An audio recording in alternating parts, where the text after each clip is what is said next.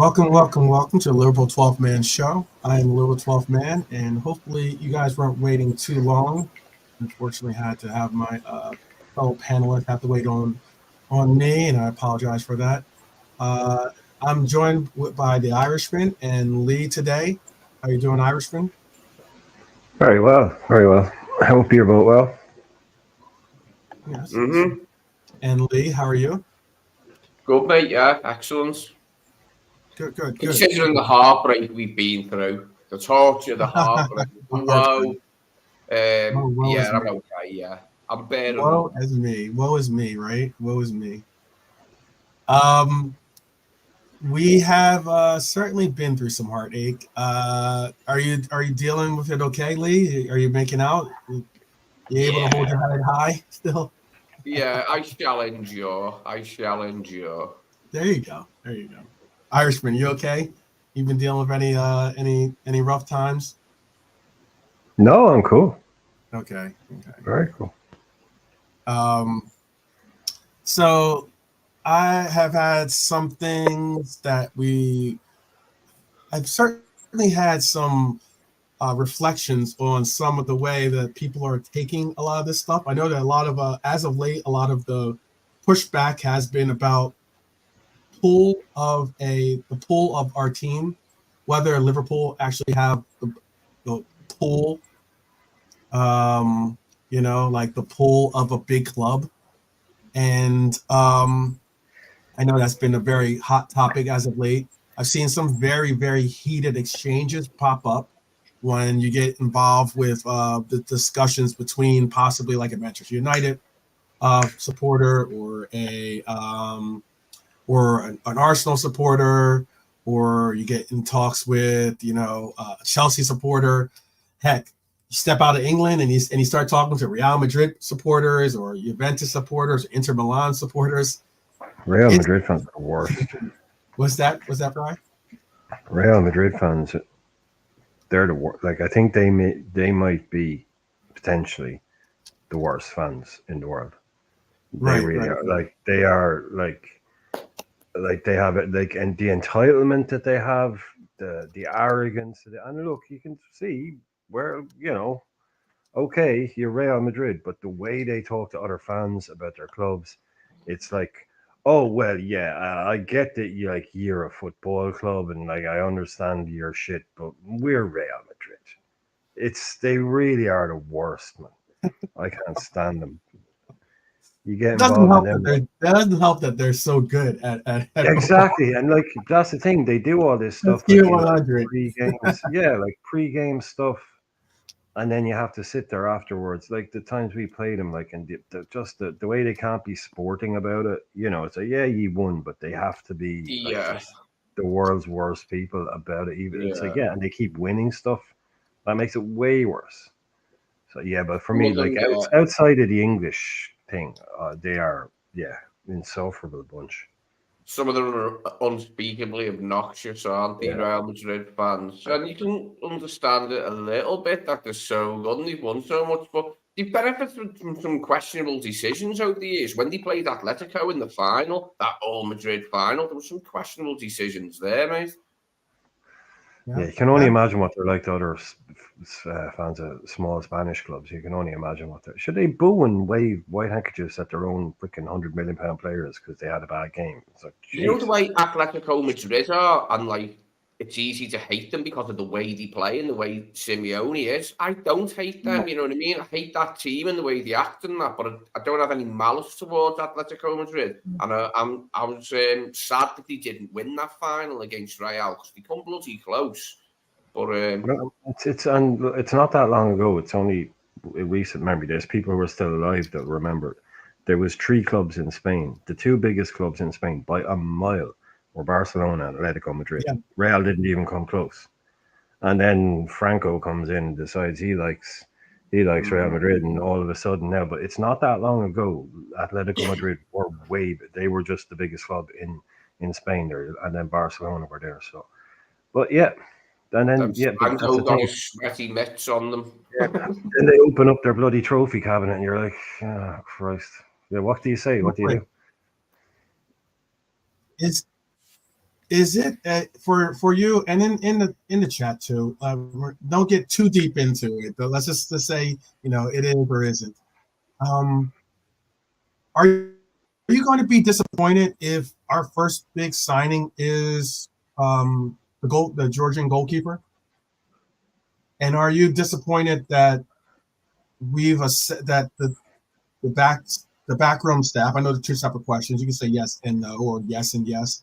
That the backroom staff have assessed that we have assessed the market, and the only name that we were interested in was Mendy as being an upgrade to our current sixth position.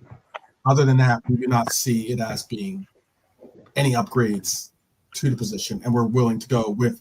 We assess that what we have is good enough. Are you disappointed with that, or are you accepting of that? Lee, go ahead. You can start, and then let Brian go. And you can tell us in the chat too. We can get it off our chest before we get into our 5-bit bowl predictions. I've said the last few days, like Ian in chat boxes, yes, I am disappointed if that's the way it is, and we don't sign anyone like an outfield player. But I will cope with it, like, you know what I mean? Because I'd rather that we didn't buy them, bought someone that we didn't really need, you know what I mean? And I just don't see the point, like, in adding to the squad. If it's someone who's just gonna maybe like play a few games here and a few games there, it had to be a player really that's gonna come in and be like a core of the team. That's what we were hoping for. Could I get used to buying some? Yeah, I could get used to us buying someone. When I say like I'd rather we didn't, I'm not actually sure I mean that. Like, you know what I mean? If we go out and buy Manu Kone or someone, I'll be like, yes. But I just want them to get it right, whoever they buy, and don't buy someone who's an injury player. Who's an injured player, you know what I mean? Don't buy another injured player, please, because we just got rid of Thiago and Matip, who were both brilliant. Don't want another injury-prone player. If you've already have bad injuries and they're young, don't buy them. I'm asking because it does look like the Momar Dashvili, deal is going to happen one way or another. The player has agreed to terms. He's definitely interested in it. I know Valencia is playing hardball a little bit by saying that they want, well over the initial 25 million offer that we put on the books or put on the table for them. No one's going to get excited over signing a standing goalie, mate, and nobody gets excited about goalkeeper signings in general unless you're signing the best goalkeeper in the world, like Alisson when we bought him, or City bought Ederson. But usually when people buy goalkeepers, like, no one's like, oh yeah, we got such and such a goalie. People are just like, it's not the same as buying strikers and centre halves, is it? Like, in terms of like the glee that it like sort of unchains in the fan base. Nobody's like, yes, we got a goalie. Especially if it's not even the number one goalie, like it's just a backup goalie. Yeah, I would be. Do it. Yeah, I'd be. This like first question is, would we? Yeah, I wouldn't be disappointed if he's like. I'm disappointed that we didn't get the guy that we clearly wanted. We made the big play and we really wanted him. And I mean, from the club's point of view, the club really wanted him. The manager really wanted him. And we went all out to get him. So I'm disappointed that we didn't get him. Yeah, but we move on. And so I wouldn't be putting it on, saying that I'd be disappointed that, Mama would be the first signing. But then also, I mean, like with everything Lee said, I mean, I think it is actually quite an exciting signing. Even as a goalkeeper, I am actually quite excited by it. But again, it's also kind of that real when you get someone and it's, he'll be here in 12 months. It's like, whatever. Okay, grand. Yeah, well, we'll see him in a year then, But I actually do. He's someone like, when I found out resigning, I was like, not at dancing in the streets, but that kind of really did, I was like, brilliant. I think he's really good. We should definitely go and get him. And yeah, so it'd be, and am I disappointed that Dave said he's the only one? That was the other question, right? Again, it's like, okay, that's the thing. Okay, if we're saying that's what we're saying and that's what we're doing, I'll go along with it. But Yeah, Gotcha. it's not brilliant. It's not brilliant that we can't go out and make another, that we don't have someone else lined up in the chamber. But if that's what they're saying, and that you can't improve the team, I don't believe that you can't improve the team. You can always improve the team, but it's not. It needs to be surgical. It needs to be precise. It needs to be right. Again, like we said, nobody wants someone for the sake of it that just never does anything. So Hmm. yeah, overall, I am disappointed in how this window has gone because we haven't signed anybody, and we needed one or two. We haven't got one or two. We're not asking for 10, just one or two upgrades in certain positions. So, Right. yeah, as it stands, I haven't got the bunting out. I'm not, but I will say, I think that guy's a brilliant goalkeeper, absolutely brilliant, and he's 23. Hmm. Hmm. Uh, that's a great deal, great business. But again, it goes in the yeah, it's a keeper who's joining in a year, so Right. no fireworks really. No Sure. fireworks just yet. Yeah. Yeah, yeah, great goalkeeper.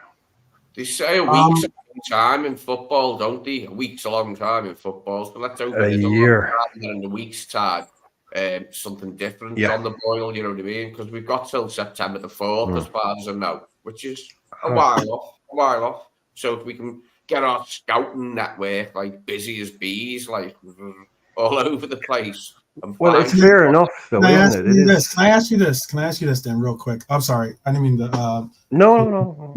But I ask you this then: what is what exactly is the definition of pull for you when it comes to a club? Because now there's a lot of content creators. There's a lot of obviously the rivals are going to try to use it as banter. But like, what exactly is the definition of when you hear when you hear someone say your Yeah, club has the pull to get yeah, these players in or get big names or to attract big players? And I know that Zuma we've been talking yeah, about. I know that we've been talking. Brian, especially, been talking about how we want to navigate from being Klopp is the reason why these players are here, not as getting opposed to Zuma Mendy Liverpool. had nothing to do with our pull or lack of it. Zuma Mendy just did not want to leave Spain, and he said yeah. so because his wife and kid didn't at this particular juncture. And Mm, that's all there is to it. It wasn't because we didn't have the pull. He said he joined Liverpool, didn't he? He just said, my Mm. wife and son didn't want to leave. I And I think, yeah, believe, yeah, I yeah. don't think I he's understand that. lying. I don't think he's lying, like, you know what I mean? I don't think why would he? Why would he come out and sell a lie, like, and say that's what it was if it weren't true? There'd be no real point in it, would there? Okay. Well, I suppose I'm every asking club because has go pull, ahead, don't Brian. Go they? ahead, Brian. Yeah, Go ahead, every Brian. club has pull, don't they? Every club has pull. Like if you're a League Two player and a top League One club wants you, that club has pull. You're in like I suppose it's the ability to attract a player to your club that you Mm-hmm. want to have at your club. Mm-hmm. Like we could like there's players all over England that aren't very good that would cut someone else's right leg off to play for Liverpool. We have pull, but it's about, are you able to attract the players that you want at your club to your club? If you're in a room hypothetically with Bayern, Chelsea, and um, Barcelona, can you be as attractive to a player as those other clubs? That's that. Do you have the pull to bring in? But it's no good being attractive to players that you don't want. That you don't think are good enough to play for you. So I would probably define it. Not that I've ever had to define this, but to me, I suppose it would be the ability to attract players to your club that you want at your club and you think could improve your club.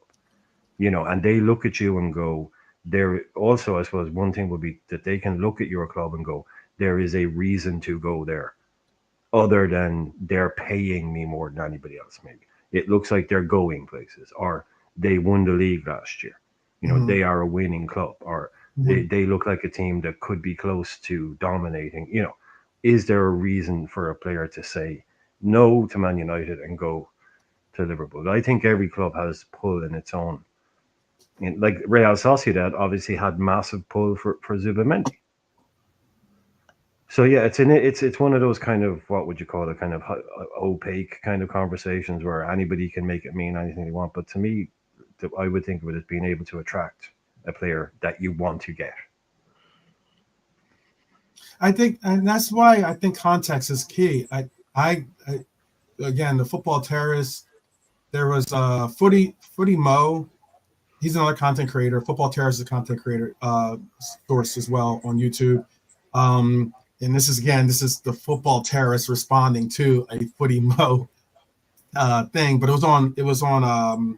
was on Twitter, and he asked, Footy Mo went off saying how Liverpool don't have pool, how in essence we we're not necessarily a big club in his mind, in his belief, and too many letters in the name, probably. Yeah, probably. Sounds like he doesn't have much room in his head for more than one or two clubs. That's probably why in his head there isn't much room for him. That's all I can say. Yeah. You talking about that guy who you sent us? You sent it on Twitter. That guy talking. He's a Man United fan. Saying, oh no, yeah, no. That guy's a Man United content creator. His take was wild. He was doing like a rival version of it. Footy Mo is like an Inter Milan supporter. So so he's doesn't necessarily have a some type of vented interest in either or, but he does take liberties with some of his takes, and it was again, we talked about backstage about how on that show they were talking about it was an Arsenal guy and a Manchester City guy and a Manchester United guy. They're all as of late.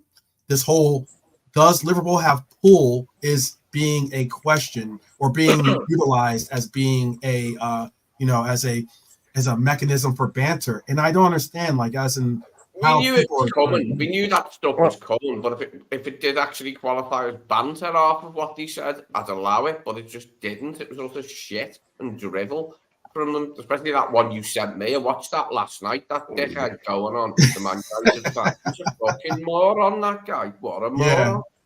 Yeah. Who wants to read about Shanks? Oh, Shankly. All we ever hear is Shankly. Just shut the fuck up. Nobody ever talks about Ferguson, do they? I know. No one ever talks. Nobody ever talks about Matt Busby, do they? Nobody ever talks about the Busby babes that reinvented football. You know what? Fair play. They reinvented the club after a genuine tragedy, but they get spoken about all the time, and rightly so, because history there is no end point for history. You don't only go back 10 years. You don't only go back 20 years. You go back as long as it goes back. And to the name Liverpool, I mean, if you were to go into any city on the planet, right, from Mongolia, Ulaanbaatar, all the way to New York and all the way to Adelaide and back to London, and you stop a random person in the street and say, name 10 football clubs. Right. You're telling me Liverpool isn't in the first 4, 5, 6? Yeah. Real Madrid, Liverpool, Man United. A random person in the street and you say, name 10 football clubs. I guarantee you almost all of those people would eventually say Liverpool if they're going to, if not all of them. Well, look, who knows? And that's pull. That's why I thought whenever I tried to find pool, so often they'll say because Terry from the Football Terrorist was talking about how you guys were initially one of the people going for Euro, but you couldn't get them because we have better pool than you, and I'm like, no, you paid more money and you gave more, you able to give the player more guaranteed playing time. Yeah, those are differences. What's always telling for me is when Italian players do come to play in England, the only club they ever mentioned that they're into, that they liked the sound of, was Liverpool. No one ever mentions Man United. Like when Zola and all them come in, and you're like, and Ruud Gullit as well, them Dutch players. He went, can't wait to play at Anfield and go up against Liverpool. Because Gullit and Van Basten's AC Milan replaced Liverpool as Europe's premier team. We never got replaced by Steaua Bucharest or Porto, but then AC Milan started winning it, and they were like the new Liverpool. And in Italy, Liverpool are seen, that way. the scene, like, you know, with it, maybe rose-tinted specs a bit, like, you'll never walk alone in our success. Man United just aren't seen that way in Europe, in places like Spain and Italy, the way we are. So it's tough shit. They've got to deal with it. And it comes out and they talk bollocks a lot then when they get a chance to talk about us not being a big club. Well, just look at the trophy room, mate. That's where the evidence is. And our trophy room is much better than yours. End of. Yeah, that's where I was going to get to, was that it's so often when I hear the pool concept, because the Chelsea guys were getting involved in it too, and I'm just like, look, there's different factors in what dictates pool. Like, as in, if you're going to just say the name of the club, that's one thing. If you're going to dictate it from that being the initiation of, or the definition of what pool means, then you're going to talk about heritage. But if you're also going to talk about pool, yeah, there's aspects of what's the city like that you're actually trying to get the player to come live in. There's going to get a place to a point where what kind of finances, what kind of money are you going to do? Because, like, the only pool that Saudi Arabian clubs have is overpaying for players, for instance. Yeah. So put it that way then, Tough, put it that way, right? I'm in a room with your client, right? Or right. you're in and he's getting offered a 5-year deal by us and a 5-year deal by Chelsea and a 5-year deal by Bayern. 250 grand a week, 10 grand goal bonus, 50 grand win bonus, £1 million loyalty fee. Everything the same right across the board. And we are all, well, it can't be too English, but say Barcelona, Liverpool, and Bayern. We're all current league champions. Okay? Like, if you've got a player that can, and he says, I'm going to Liverpool. Like, if all the cards are even on the table, if a player will go to one club, and I think there's an awful lot of clubs, players out there that would go, I'd rather play for a great, successful Liverpool team than a Man City team. That's how I would define it. It's all those things wrapped up in one. Like, yeah, Saudi offer someone double the money. That's not pull. That's just money. Right. So if he had as much chance as winning something with any 3 clubs, but even then, like, I still don't get. Yeah, these guys are talking absolute nonsense. What they're trying to do is play up on the fact that Klopp has gone, and they're trying to play up on the fact, players only went for Klopp. Yeah, okay, some players did go. Some players did. That has influence. Yeah, of course they did. Even VVD came out and said, I wanted to play for Jurgen Klopp. Yeah. I mean, he kind of said it he was only just joining. One of my main reasons to come here was to play for Jurgen Klopp.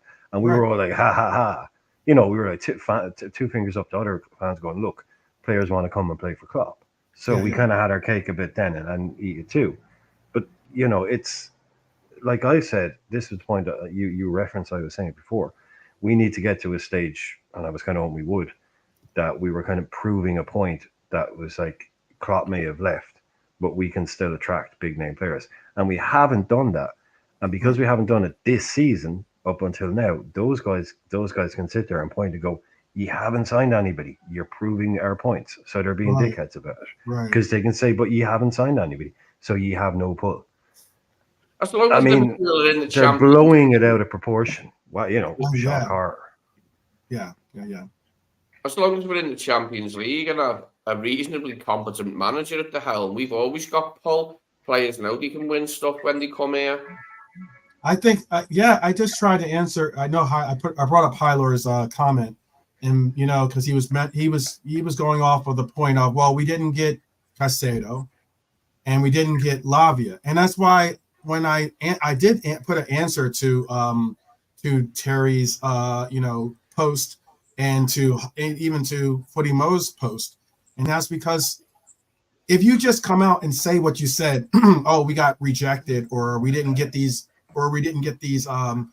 acquisitions over the line, yeah, you could say, oh, well, you could easily try to associate to, oh, you don't have the pull of a big club, but that's not the case because you're not including context into the. And what I was trying to provide, entirely predictable, wasn't it, that they were going to say that? Entirely predictable that their fans were going to come out and go, nah.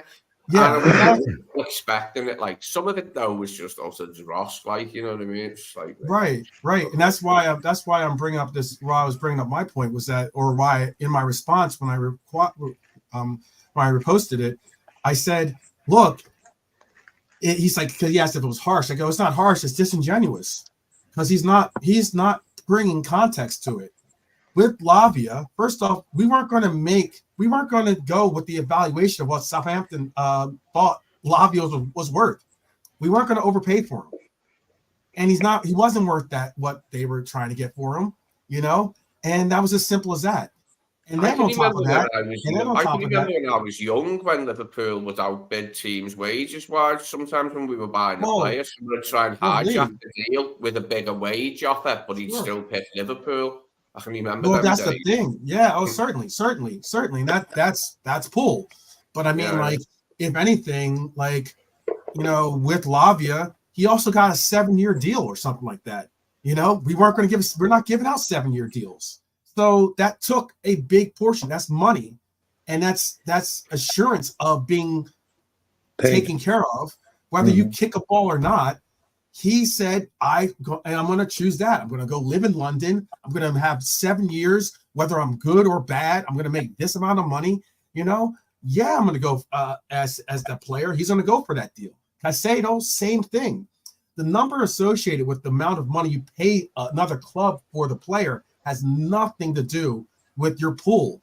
If anything, you look at pool, you could push back and say, well, Real Madrid are showing their pool by telling players to sit back and not worry about signing a new contract. That's pool. That's pool. Like, the fact that they're able to do those concepts, the fact that we were able to do what you just said, Lee, where you would say, hey, you know what? Cool. We're going to offer you this. If you want to go and play for Chelsea in the 45-player roster and sit in London on a 7, 8, 9-year deal where you'll be stuck pretty much at Chelsea under those terms, have at it. Be wallowing in 7th and 8th place, have at it. But yet we're going to go to Champions League. We're going to contend for titles in the Prem. And if you want to be a part of that vision, those are the kind of players that I want to have on this club. And I think that makes a difference when people say this pull thing is about pull and I guess you could say push, as in the player should be pushing for a club that competes. The player should be pushing, obviously, for his financial fortitude, sure, but he should be pushing also for accolades if they are the kind of player that we want to be a part of the club. That's how I look at it. Yeah, some players sometimes you can understand players taking massive offers and that, like, but of course you can. It's your career and you want money, but sometimes some players do disappoint me the way they go about their careers and that, and they don't make the best decisions for their careers. They make the best decisions for their pockets. Like, I'd want something to look back on if I was a player. I'd want to see myself in action on bloody pictures and that, like, when I look back in my album. Absolutely. We have a new guest. I see. We have a new guest. JK, welcome to the panel here. Long time no see. Good to have you back as always. I'm gonna also thank you also. JK put together our fantasy football league for the channel. We're gonna have that announcement later. I know Brian and JK could also kind of like give you the ins and outs of what the league's gonna have. But thank you for joining us, JK. How are you doing? I'm doing good, bro. It was nice listening to what you guys was just talking about, Hi Lee, hi Brian as well, bro. Mm-hmm. Yeah. Did you want to add your 2 cents? I'm sure I know that you have a very a very thought out opinion on the pool of Liverpool. Like, what are your thoughts on this subject? Before we're going to go into the 5 bold predictions in a second, people. We just wanted to get this off our chest.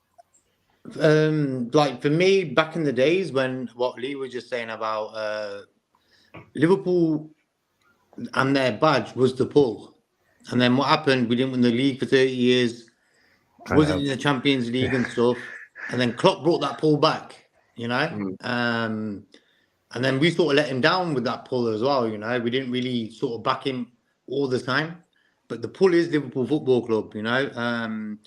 Klopp was like the cherry on top of the cake. So that was like a double pull, the manager and the club badge, most successful team in England and stuff.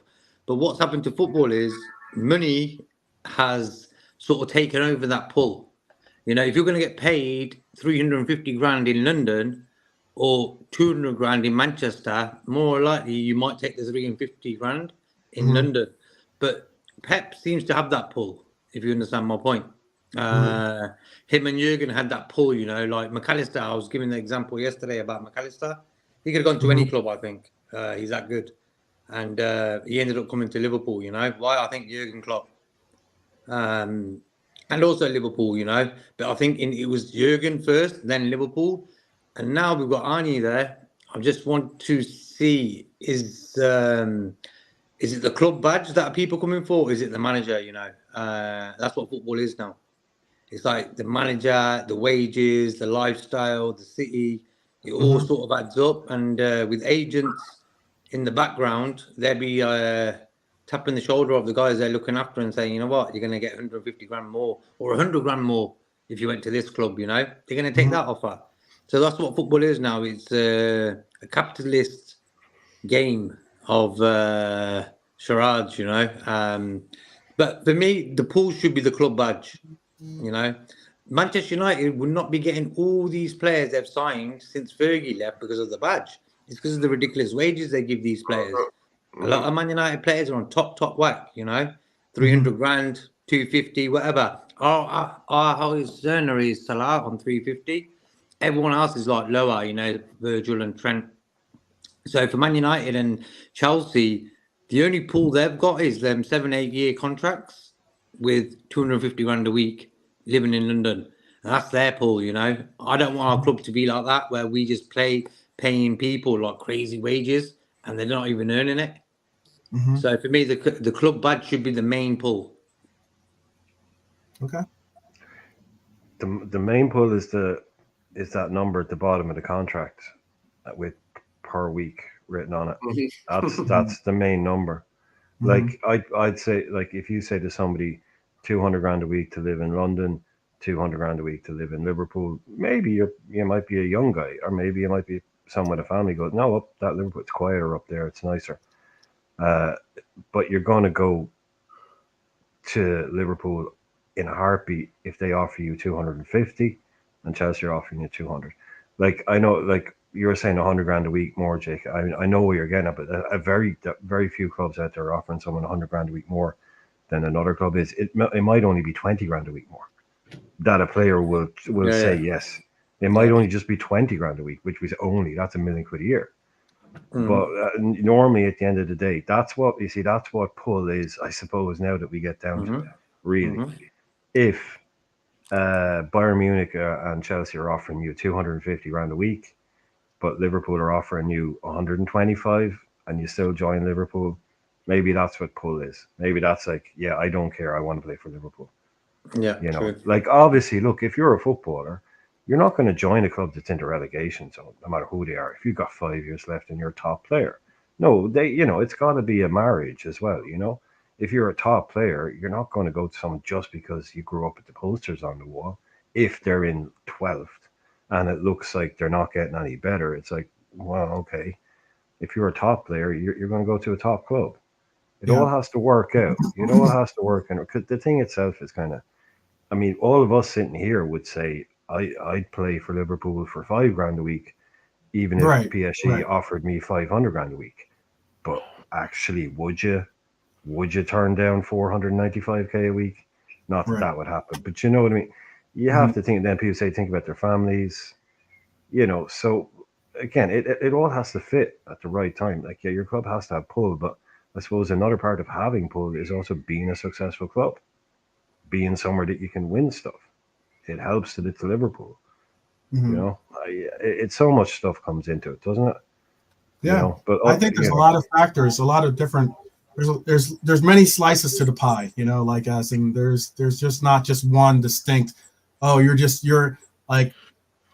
have, I don't know, chic owners. You know, so that means that you have the pool, or because you have I don't know 7 year, or your club is in London, you have the pool, like as in, I don't know, like it's a strange thing when people try to utilize that pool concept of it, and I'm like, there's so many more angles to it and if you're going to talk about pull, for a club like the clip that I sent you guys was there was another guy going off on the same astute angle of it and saying, "Oh, we're Manchester United. We're Manchester United." That has pull in itself by saying that. I'm like, it's like us saying we're Liverpool FC.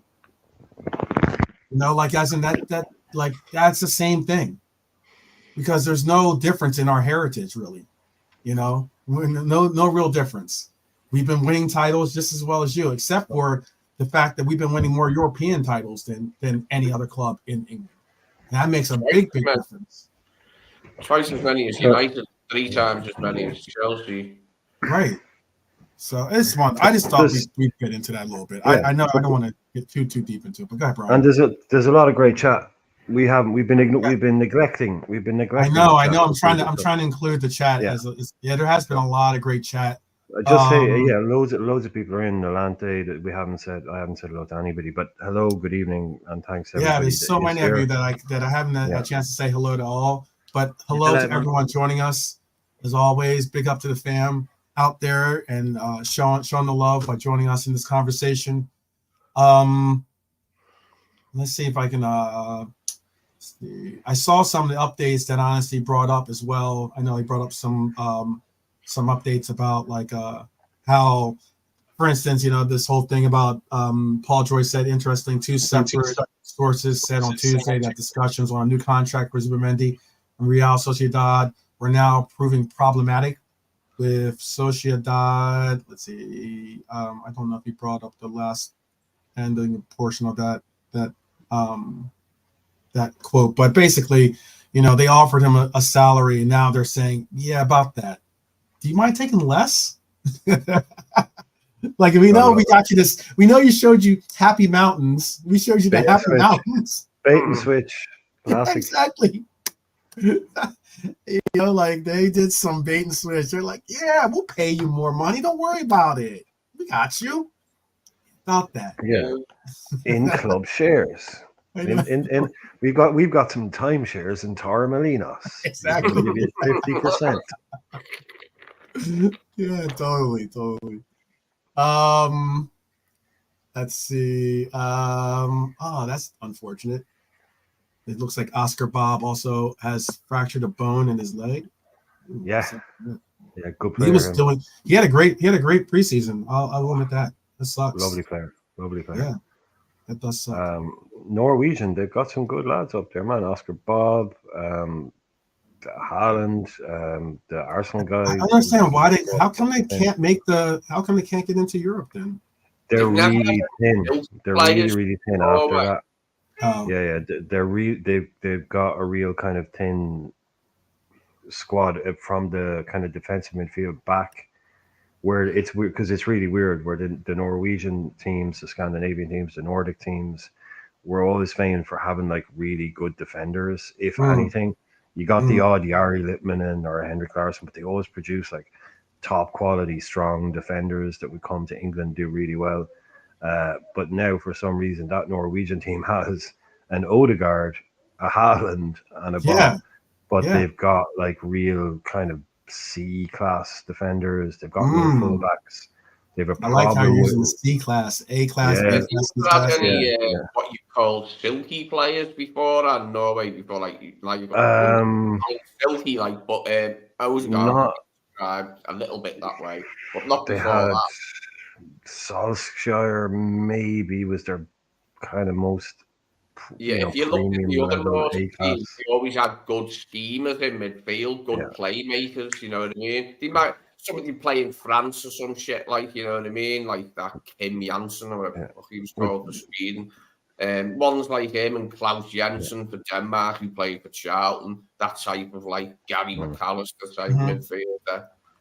Real quick, do you have there was this news out apparently that Liverpool and RB Salzburg have agreed on a fee of around 11 million euros for Bobby Clark. And then there was also the caveat to that is Liverpool have inserted a sell-on clause and also have first refusal on Bobby Clark should he be sold by RB Salzburg. Both clubs have agreed on a fee. I think Brian and I both were talking about this, about how, like, even if we were, the fee initially wasn't like that, and I'm not over the moon for that, for 11 million euros. I think we, is that worth getting rid of a very talented youth player? No, but if we were going to get rid of him for that kind of price, I think that it was going to also be attached to very favorable terms in our buyback. For us, with the buyback and refusal, and a sell-on clause. Even if we do agree on it, we're still, like, one way or another, we're making money. If you sell them again, we're making money from the fact that you just bought the player. And then if it comes down to it, we can also say, hey, we don't want that deal. We don't want that player to go there. We want to buy the player. So buy the player back, at least. So getting chilly, Lee. Yeah, it is. It's getting a bit cold. I should put some socks on, really. Wow. Woe is me. It's like 40 degrees Celsius here where I'm at right now. It's like, oh man. Jackets. What are those things? Jackets? What are those things? But are you happy with that deal? Real quick, in the chat, we'll go around the panel here. But also in the chat, are you happy with that deal? Are you happy to see Bobby Clark? Obviously, he's going to be given an opportunity to really make a push for his career. Maybe make an emergence as a real player for RB Salzburg. And obviously, we're getting okay. JK, you were going to say something. I think you were. Yeah, I like Bobby Clark because when I watched him play, he's a bit tenacious. Likes to get stuck in. And I think he would have a lot of confidence coming from his old man, because he was a player and stuff. But I'm happy we've got sort of a deal where if he does improve and get on with his career, that's a sign that Lee sneezed. He's going to turn out to be a good player. We get him back. Cool. I thought with Carvalho, we would have done something with that contract as well, maybe a salon fee. Because imagine Carvalho in 1-2 seasons, just bang, he's on top form. Mm-hmm. The bigger clubs will come after him. That's what football's like nowadays. Yeah. So I was a bit sort of disappointed in the Carvalho move anyway. So I was just thinking we've got enough games to give the guy to see how good he is going to be, even if he stays one more year, So it looks like we're selling players instead of buying players. Carvalho going. Mm-hmm. There was talk of Doak might be going. Now we got Bobby Clark. Owen Beck as well. Someone wanted him. I read today. I can't remember who it was. But it looks like we're sort of getting rid of sort of players, no sort of sign of getting anyone in by the goalkeeper now. So it's a bit weird. The Highlord put in the comments that it's 0-0 in the Super Cup between Atalanta and Real Madrid, 20 minutes in.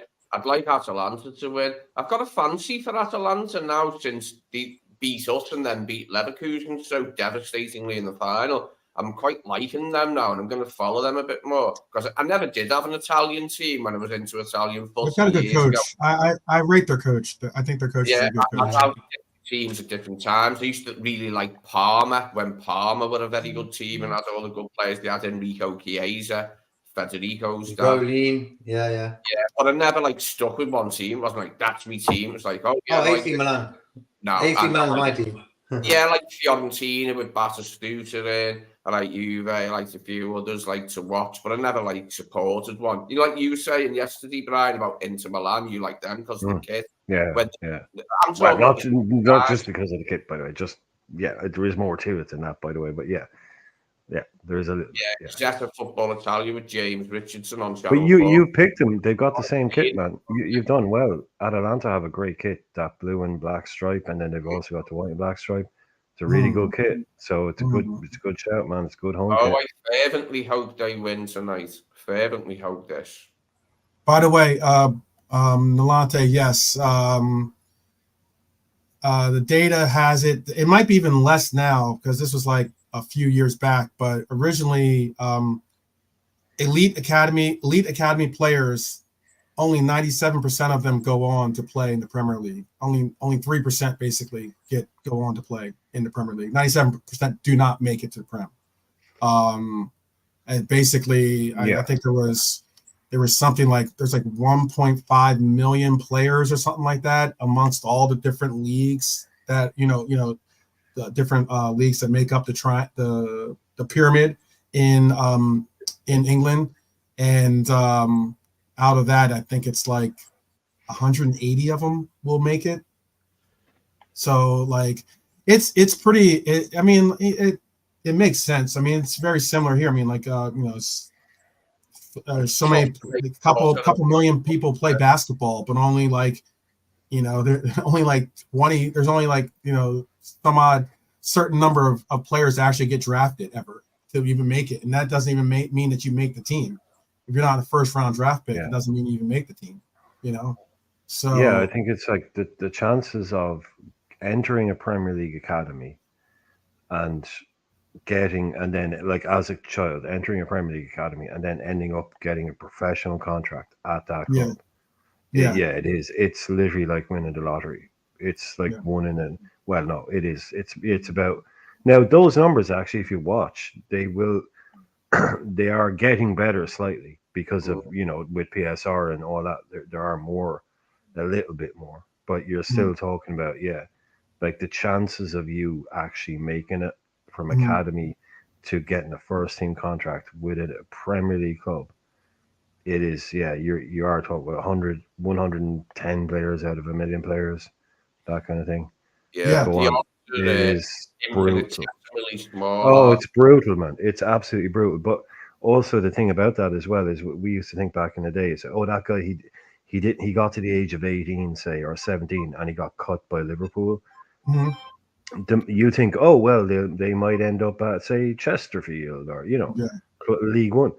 It's something like, again, going to the numbers, it's about 80% of them drop out of the leagues completely before they even get there. Yeah. They don't they go from Liverpool, and when they get cut by the academy, they don't get picked up by other professional clubs.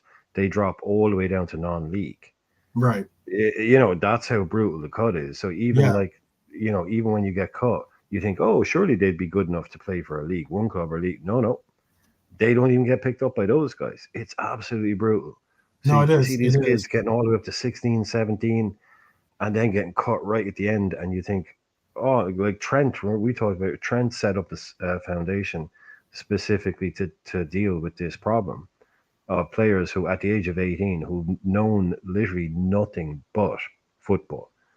Every single day they're like football at a high level in like academies that everything is done for them at Liverpool and these kind of places. And then overnight, boom, you're literally kind of on the street, fend for yourself. And they don't know what to do. They don't know where to go. Because they've had their whole life has been mapped out, told when to get up, told when to eat, told when to train, told when to play, told when to sleep, told what to do, told what and not. It's a different environment too that you're growing up with, like as in with the schools and like or how you go about those kinds of things. Yeah, it's not an easy life. Shock. It's a big and I shock think that's when you get one of the reasons. One of the reasons why I brought it up though was because like we've certainly been blessed with the kind of Bobby Clarks and even with the Bradleys and the likes of players that have progressed to levels where they're getting big. They're off of just a couple, maybe even a couple of games in the Prem. They're getting opportunities, to go on to higher levels. And let me show you. I didn't see if I have the picture. I have one of these pics that will properly. I think I have it still up here. But like we've been blessed and uniquely blessed with the amount of players that we've had go through our youth academy and now are poised at making possible contributions beyond just being a stopgap or just it's a cup match. So we're just giving youth academy players runs to give proper rotation or something to the club. It's pretty exceptional the way that our youth academy has gone, all things considered. We've had a good run lately, yeah. That's what you get them though. You get them in bursts. I think that tends to happen. Yeah. We haven't had it this hasn't happened in a long time. We kind of were never really an academy based club because when you go back, clubs Mhm. weren't really. You had much smaller squads and sides and all that. We've never we haven't had our class of Mhm. '92 as it might be. You know, it's we had one, we had a Trent, and then we had like, but this kind of group again. Some of them are getting freaking sold and loaned out. So, but yeah, it is the first time. I think I said this last year. I think when Bradley broke through and McConnell and Clark and Jaden Dans and Kwanzaa, I was like, when I was kind of thinking about it, I was like, I think this is probably the first time this has ever happened in my lifetime. Was to us to have a breakthrough. Like we'd have an Owen or we'd Mhm. have a Mhm. Fowler, you Yeah. know, but they'd be kind of in. But to come through in an actual, not to use the magnet, I think, but our own little kind of class of '92, which again, look, this isn't Giggs and Scholes, and Beckham coming out, obviously, but it is really because the Yeah. way I think to me, it's the first time it's kind of happened. You know, because I know Lee will probably correct me, but we've never really been that kind of an academy club that is based on the younger kids. Yeah, Mhm. yeah. Yeah. Yeah. Yeah. One thing is that I think all Liverpool fans know that stat, innit, about when Shankly won his first league title in 63-64, he used the sum total of 14 players. Oh Basically, yeah, different game back then. in Different the game back entire then. season, mate. The entire season. You 14. just didn't get injured, did you? You just didn't get injured. It was Did you like, on yeah, Jerry yeah. You had to break your leg. You had to Jerry break a Kane freaking played leg. broken collarbone the Yeah, entire Cup final and extra time. yeah, He broke his collarbone dead early on and played. And he was running like that, wasn't he? Not moving his shoulder, his yeah. collarbone, trying to run. But he played on, mate. You know what I mean? As if you get that these Mhm. days, it's stiff. Mm. It wouldn't be allowed anyway, but like a player just wouldn't because they're too precious now. Like, they're like, I broke my hair or something, like, you know what I mean? They were men years ago. They're not men anymore, like footballers, the way they roll around and that, like, and fanny about over tiny little things, mate.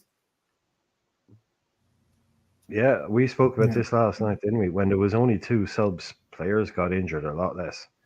When there was only one sub and no goalkeeper on the bench, players got injured a lot less. They had to go through it. But yeah, Don't have the those heart guys probably have issues now. to come off the pitch sometimes, Yeah. mate. You can see it with some of them, like when they want to come off the pitch.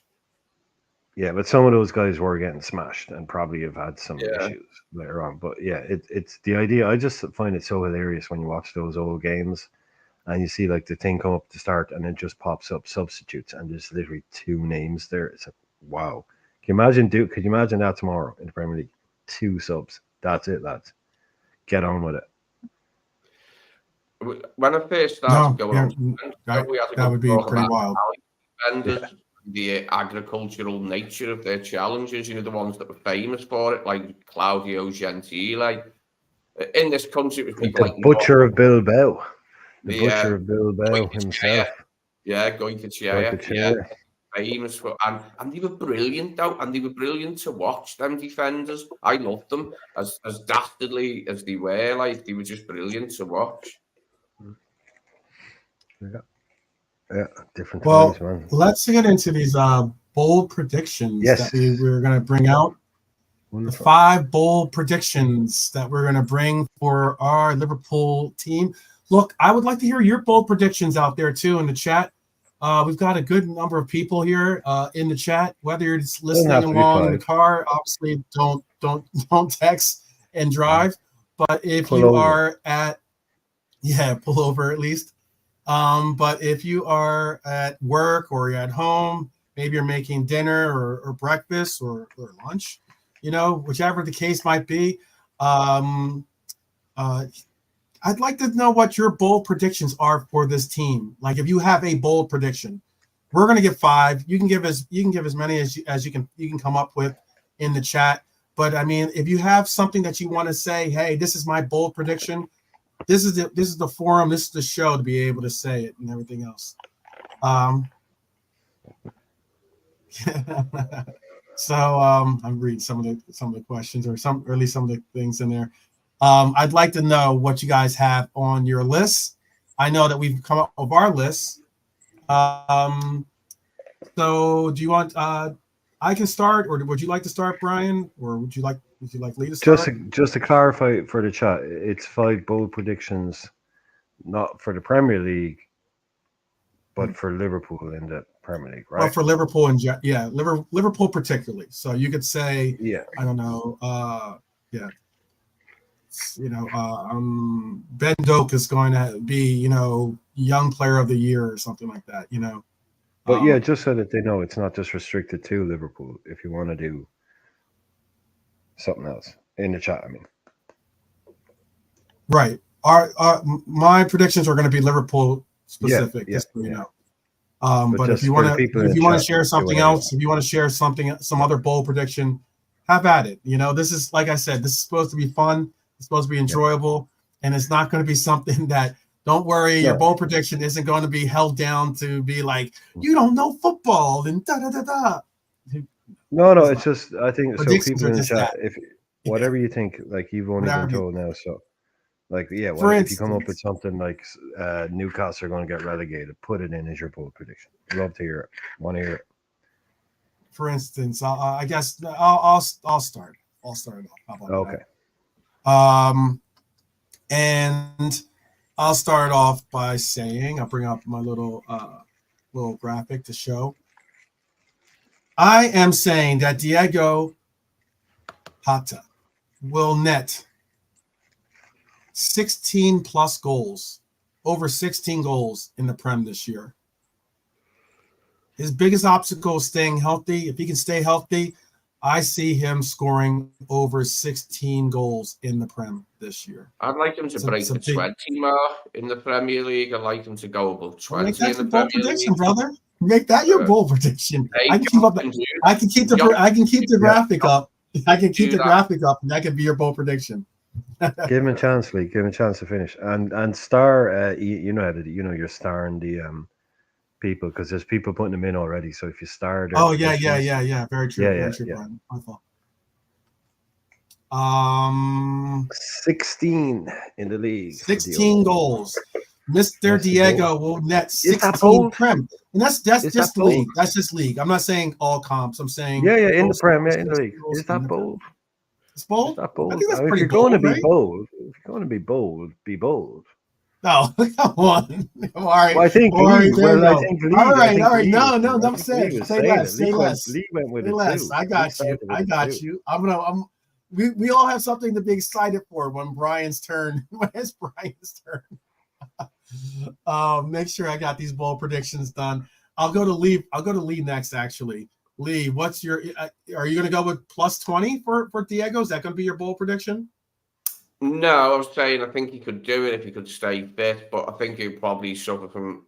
I hope not as many absences this season, so I'd go with a bar. Yeah, 16 sounds about right, but I'm going to go different. I'm going to say like 17. I'll go as far as 17. I'll up it one. Okay. This isn't the Price is Right, but I got you. It's like the guy, the guy going up the hill. What was that thing? The skier going up the slope. Yeah. Lee's just gone up. Yeah. He hasn't gone off yet. I used to love that game. Little guy with his ice. Yeah. Big up to RTV Sports. I like it. There's some really good predictions being dropped here. Brian, you're up then. You're up. Okay. My bold prediction is that we will make the Champions League final.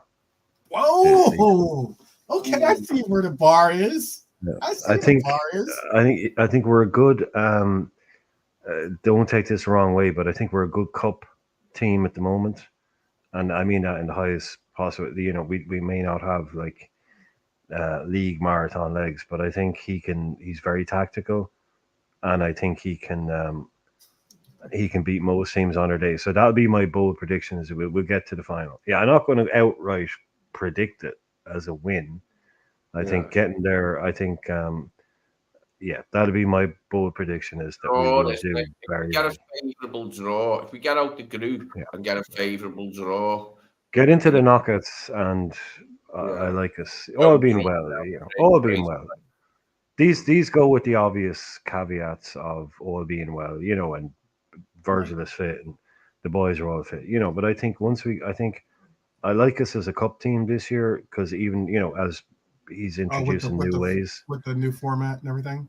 Yeah, but just introducing new ways. It might take a year to get his players in, and then we're kind of be a league team. But I think we could be very, very dangerous in the cup. So I've no problem with us transitioning to his style, but winning a couple of cups along the way. I don't expect us to win the league next year. Does anybody expect us to win the league next year? That's not a bold. I mean, maybe Come on, someone's don't going to try predict to. that. Yeah, if you can't take away something, we can't take away from. You don't know who's on what anyone what everyone's bold predictions are. Oh well, I True. guess I'm up next. Okay, so I'm up. Yeah, oh, sorry. Yes, I'm up. You're up. You just went right. So yeah. Yeah, no, I missed. Yeah. Champions League. Got it. Well, I'm going a little out of order. I was going to save that one for last, but I mean, I'll go and say this then. My bold prediction is Liverpool will contend for the league with a team that gels and a league that will have Arsenal as the bottle jobs they are. They will come close, but now they're the title favorites. It's a different story when you are posed as the underdog as opposed to being the favorite. I think that they will bottle it this year, and also with the weight of the 115 allegations on the back of Manchester City and Pep on his last year of his contract, and the similar pressure that occurred once Klopp said he was leaving the club. I think we'll see a wobble in City's step, and I think the pursuit of 5 in a row is going to be too heavy for them to hold up.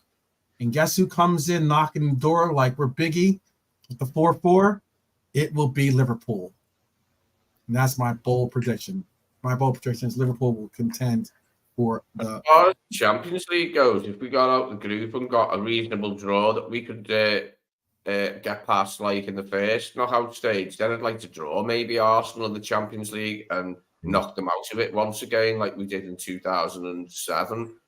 2008, because it was like obviously at the quarterfinal stage. It was 2007-8 season, wasn't it? But I'd enjoy that again. It's good to beat, it's good beating Spurs, but there's not really any antipathy. It's not really any with Arsenal, but I would enjoy playing them in the Champions League and knocking them out next season, just to teach them a lesson, show them up, and show them what competition they're in. Well, let me. I'm gonna let you go. I'm gonna let you go next, Lee, and then I'm going to let Brian go, and then I'm gonna have a slight pause in our predictions to bring in some of the predictions of the chat because there's a lot of predictions out there, so I'm gonna fall too far behind, and then we'll go back. We'll go back into it. So go ahead, Lee. What is your bold prediction that you want to make? Second bold prediction of the day. Number two.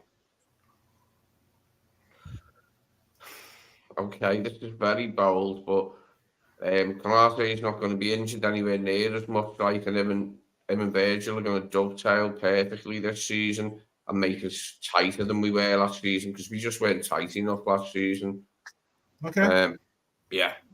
So we're going to have so you're saying Ibu will have a dramatic, not too dramatic increase in fitness and availability. You'll see a monumental gain in his fitness this year. Okay, that's a bold prediction. He'll be able to have more of a run and get to his peak form because we never see his peak form with him being in and out.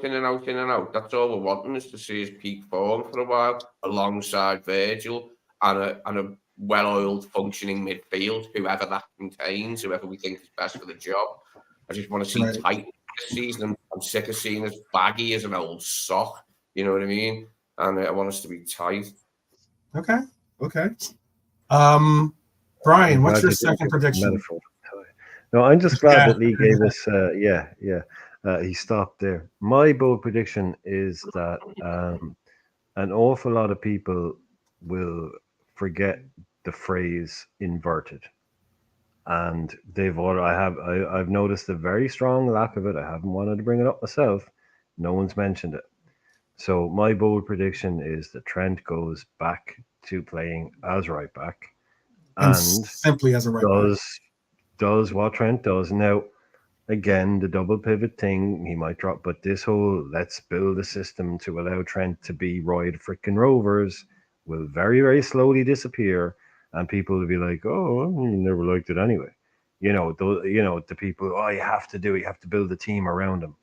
Yeah, no, my bold prediction is that he goes back to playing just pretty much as a right back, and he then does what he used to do and wins. Now, again, that's not a very bold prediction, so I'll make a bold prediction of it by saying I was going to say something else, by the way. And he's but I just not going decided to play do that. inverted. That's a bold prediction.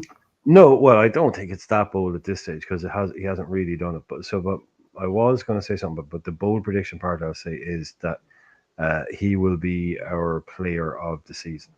Oh wow, that's He'll a go- bold he'll go prediction. back. That's a Yeah, bold so prediction. there you go. That's a bold prediction. He'll be our player of the season because he goes back to doing Trent stuff. Wow. And TAA will be for will player he of the be the season. standard charter, I guess? Standard charter No, player, well, I don't care about this. No, he'll be Liverpool's player of the season. players of the season. Yeah. Wow, that's bold. That is very bold. I like it. Nice. Ryan coming out hitting like just doing batting practice, knocking them out the park. All right. JK, do you have one that you want to throw in here before I bring in the chats? Do you have a bold prediction you want to say? Okay, I got one, and I've always got this prediction that we're going to win the league. Okay. All right. That's my. It's just like That's a every bold year, prediction. I made even that. if- I made that But assertion Hudson too. was manager. Yeah, I always say that's we're going to very win the bold. league because I'm not going into no league campaign like Arsenal say. Yeah, if we get top 4, I'll be happy. Champions League and that. We're Liverpool Football Club, so for me, we're going to win the league. Yep. Okay. start. That's a good start. That's a good start. All right. So, Mkama says Arsenal will finish 5th. Okay. Prediction from Ian is that Arnie will unveil a golden mane type head of hair for match day 1.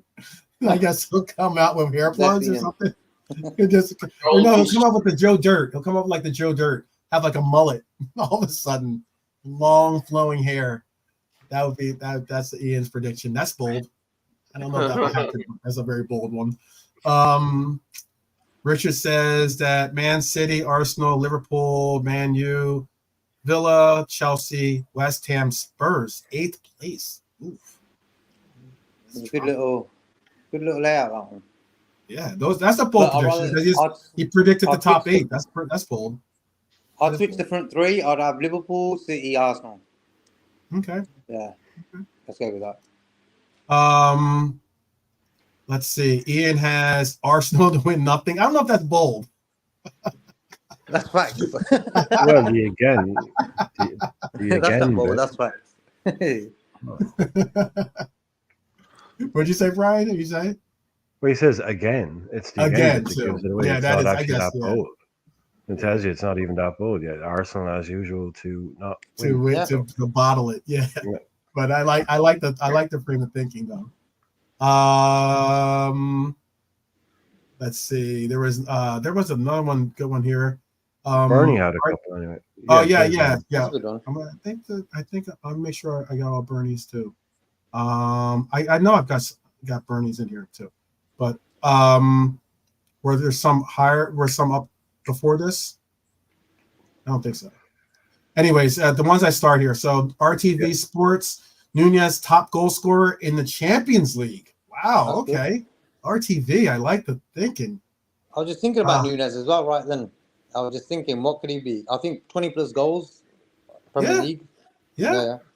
Like, does he mean for us, or does he mean like in the Champions League? No, it means the Does he mean, Champions like- League. Nunez is going to be the top goal scorer in Champions League. I would assume. So in the entire I know what you're Champions saying. I see how you Yeah, look yeah, at so it. not- Is he going not to be our Liverpool's top goal top scorer in the scorer. Champions Yeah, yeah. League, or is he going to But be if the he Champions means- League top goal scorer? Yeah, that's a hell of it. That is a bold prediction. That's what. That's a very bold prediction. I like it. bold. So that means you tend to have to go deep into the competition if you're going to be that goal. You're going to be a top goal scorer. Pretty much. No. Yeah. Richard also said his bold prediction is Liverpool will finish 3rd with no trophies. Ooh, that's a bold prediction. Richard's normally positive, man. He says sort of positive things and stuff. I'm a bit surprised he says It's that. all good. It's Okay. all good. That's a bold prediction. Bernie's bold prediction is we will win the Prem and Champions League. That will be Yeah. we'll pull a double. Bernie with the big. Yeah. See, That's the boldest. You can't get I bolder than that. know. I know. See, Well, it takes a Reds queen, you know. Show my the beer, guys JK. how to do it. And Yeah. Hold my beer. Hold my beer. Yep. That's like just it. a double. That's just a Yeah. double. Technically, the quad is on. Yeah. Technically, the quad is on. Oh. Let's see. I guess this could be a bold prediction. Zubamendi is going to retire early to become a tour guide in the mountains. That could be a very bold one. He could get a goat. He could get a goat. Yeah, I just questioned his. that's a bold prediction. Yeah, Zubamendi will adopt a goat, and that'll be the closest he ever gets to being called the goat. Walking tours with Zubamendi. Let's see. I just questioned his desire after he sort of turned us down, like Bayern, Arsenal all been after him, us now. And I'm thinking, does this guy ever want to play on the top stage? You know, very socially that they're on par with, say, West Ham, say, if that, you know. Maybe believes if West Ham only signed Cockneys. Yeah. If West Ham only signed like proper Cockneys. Yeah. That'd be funny.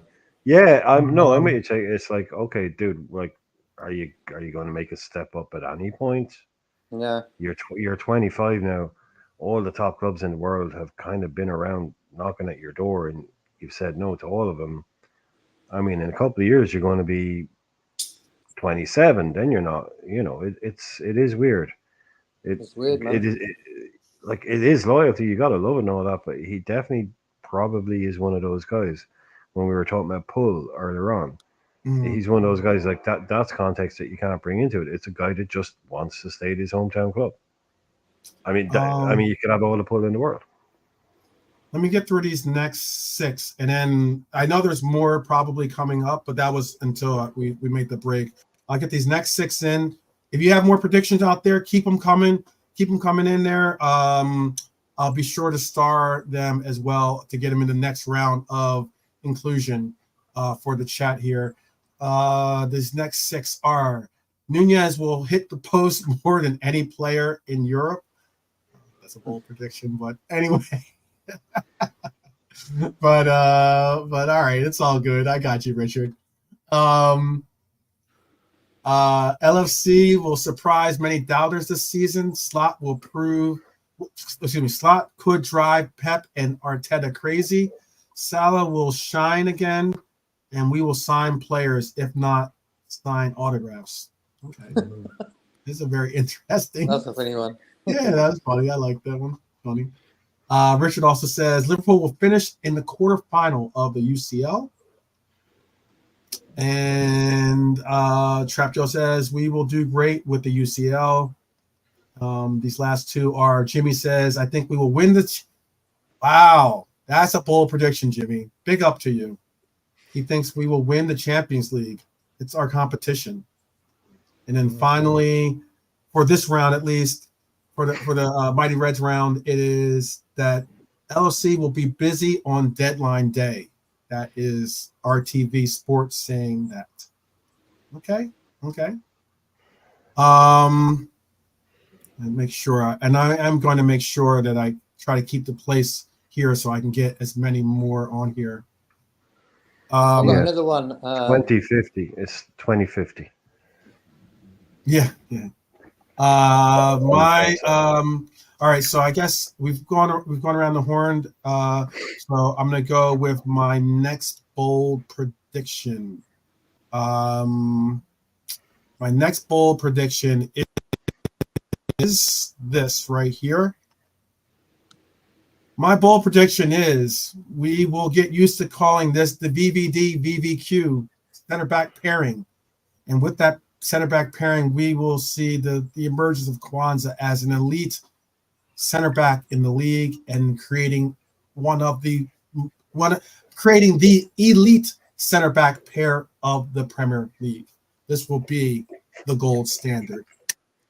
That is my prediction. That the VVD VVQ, the VVD will become the VVD VVQ pairing. It's a lot of letters. A lot of letters. If Kwanzaa Why is it better? can handle it, VVDQ? I don't know if that's a good one. That's why. the That could be VVs. like that could be. Yeah, if Kwanzaa can handle, we can call on George Scott. We can call on George Scott, one of the Shankly boys, to come in and do a job for us. Sure. Okay. That's my bold prediction. That's a I bold have faith prediction. that VVD and Kwanzaa will be the best center back pairing in the league this upcoming year. Okay. Lee, you're up. What's your third? Oh, my first astounding revelation about the forthcoming season.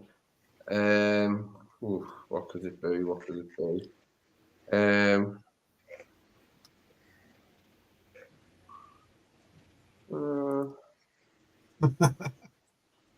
Lee did his homework, as we can see. I'm blank for a minute. What could be different maybe about the season and different and exciting?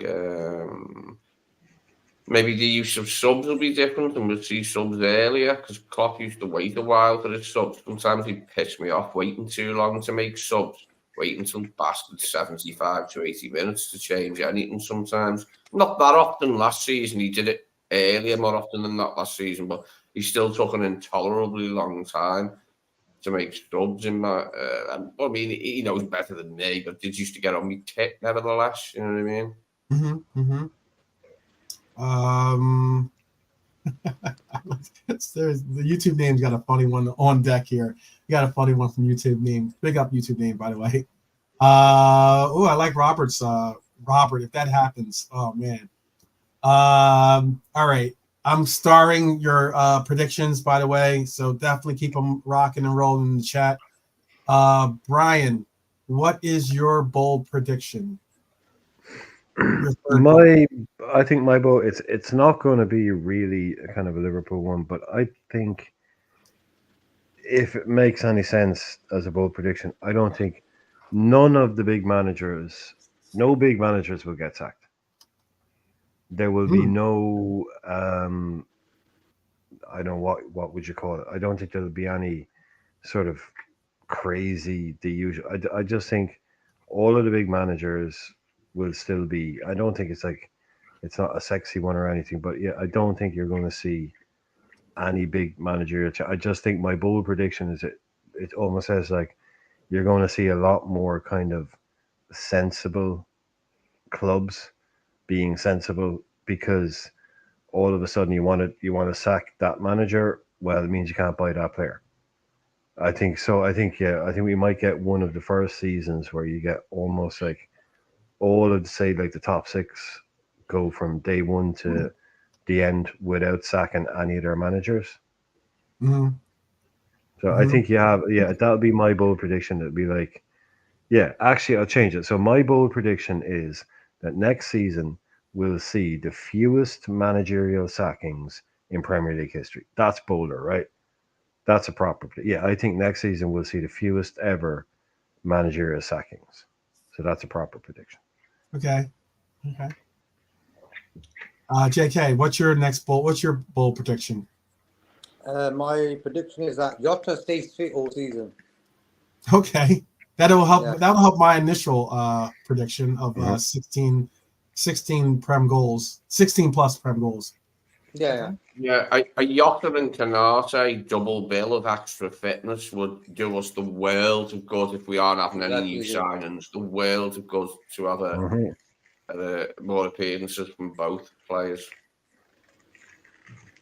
Yeah, like Jota needs, like I've been saying it for weeks now, that very important season for Jota, Jones, Darwin, and even Canate, I would say. Big one for Curtis. Big one for Curtis this season. Yeah, big time. Yeah. The Jimmy's got a bold prediction. I'm sorry, I had to bring this one up quick. That was funny. His bold prediction is Tracy makes a live appearance at Lee's house. That would be bold. Just in case. Bought extra locks for the inside of the bottom door, just in case. Oh, just in case that happens, yeah. Yeah. Live on air. She's There's outside. jokes, bro. Here, let me see if I can get back to. I'll see if I can get a few more of these in from the chat, and then we'll go into our next round here. Let's see. YouTube name says grab to prove the doubters wrong this season. Big up YouTube name. I like that. Robert says Liverpool to be top come January, and we sign a player and win the league. That's a bold prediction. I like that. I'm going to Hyler. I have your question saved about 20 goal scorer. I'm going to bring that up at the end of the show here, and I also have Richard's question. I'll save the questions for the end. I'm just going predictions for right now. Your questions I will star, but I'll bring them up at the end of the show. Robert McGuire says City to finish fifth. City to finish fifth. That is a bold prediction. Very bold. I don't know if it's as bold as YouTube name saying Slot to land a helicopter on the pitch after we win the Champions League. That would be very bold. Arnie will have what is that? Appalachian, I believe. Appalachian Mountain haircut. Mountain haircut. For sure.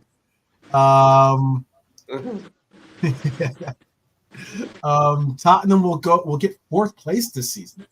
That's a bold prediction, Hylor. That's a very bold prediction.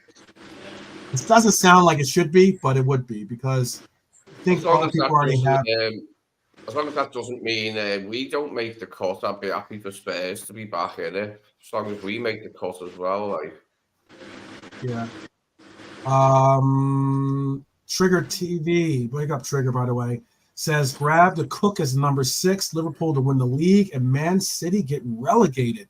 That is a bold prediction right there. I'm going to do 2 more, and then we'll get back into our next round here. Diaz will light up the place and get 15 to 20 goals. Bonkers. If that happens, wow. That's a bold prediction. That's a very bold prediction. Are we saying 15, 20 goals in the league, or are we saying 15, 20 goals all comps too, Bonkers? You can tell me if you can give us that clarification. And then finally for this round, Richard's bold prediction is Arnie Slot going to get a hair transplant and teeth done in Turkey. He'll be a babe magnet. Okay, there you have it from Richard. He'll get a scar on his face, then he'll look like a Bond villain, won't he? Like a scar on his face and a cat. Yeah. Yeah.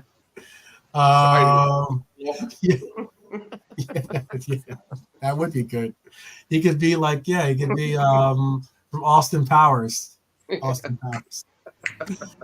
All right, so we're on our 4th big prediction, right? This is the 4th one, right? I think this is the 4th one. Yeah, I've done 3 anyway. Yes, we're on our 3. Excited to go. I went out of orders. I went out of the order that I had originally. So just making sure. I have just 2 more. And I want to make sure that I have my graphic for my thing. So I'm gonna go with, let me see, make sure I have the graphic. I'll go with this graphic for this one. I'll go for this one. My bold prediction is that wait,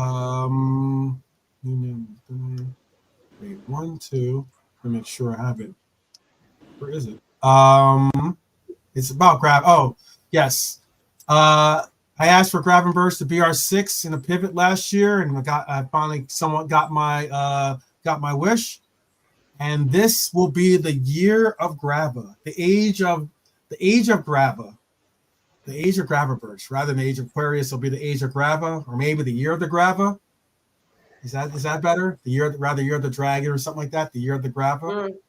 I don't know which one goes better, but this will be Gravenberch's year, and he will utilize the 6. He will make the 6 his home, and I think the reason why is because if anything, the one position on this team that is wide open for a player to make an emergence on, it is the 6. I think if he made an emergence on the 6, people will recognize that is that could be the difference maker in us winning the league, winning one of these cups, or especially winning Champions League.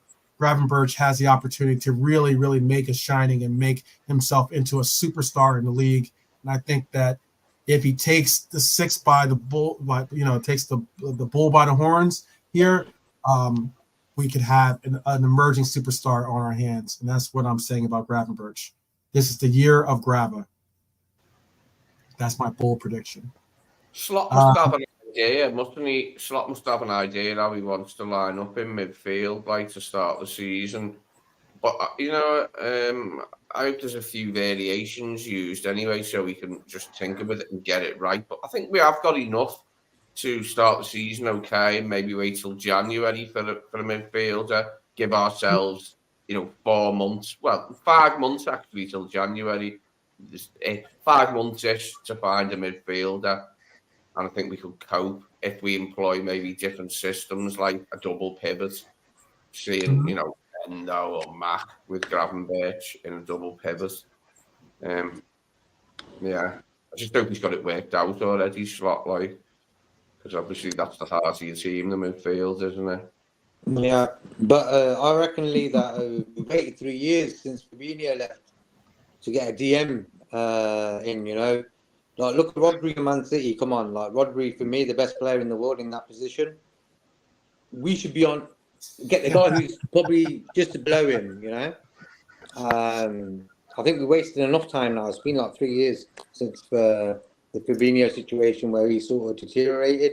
We should have been having like a book ready to go through names and say, okay, let's go for these guys.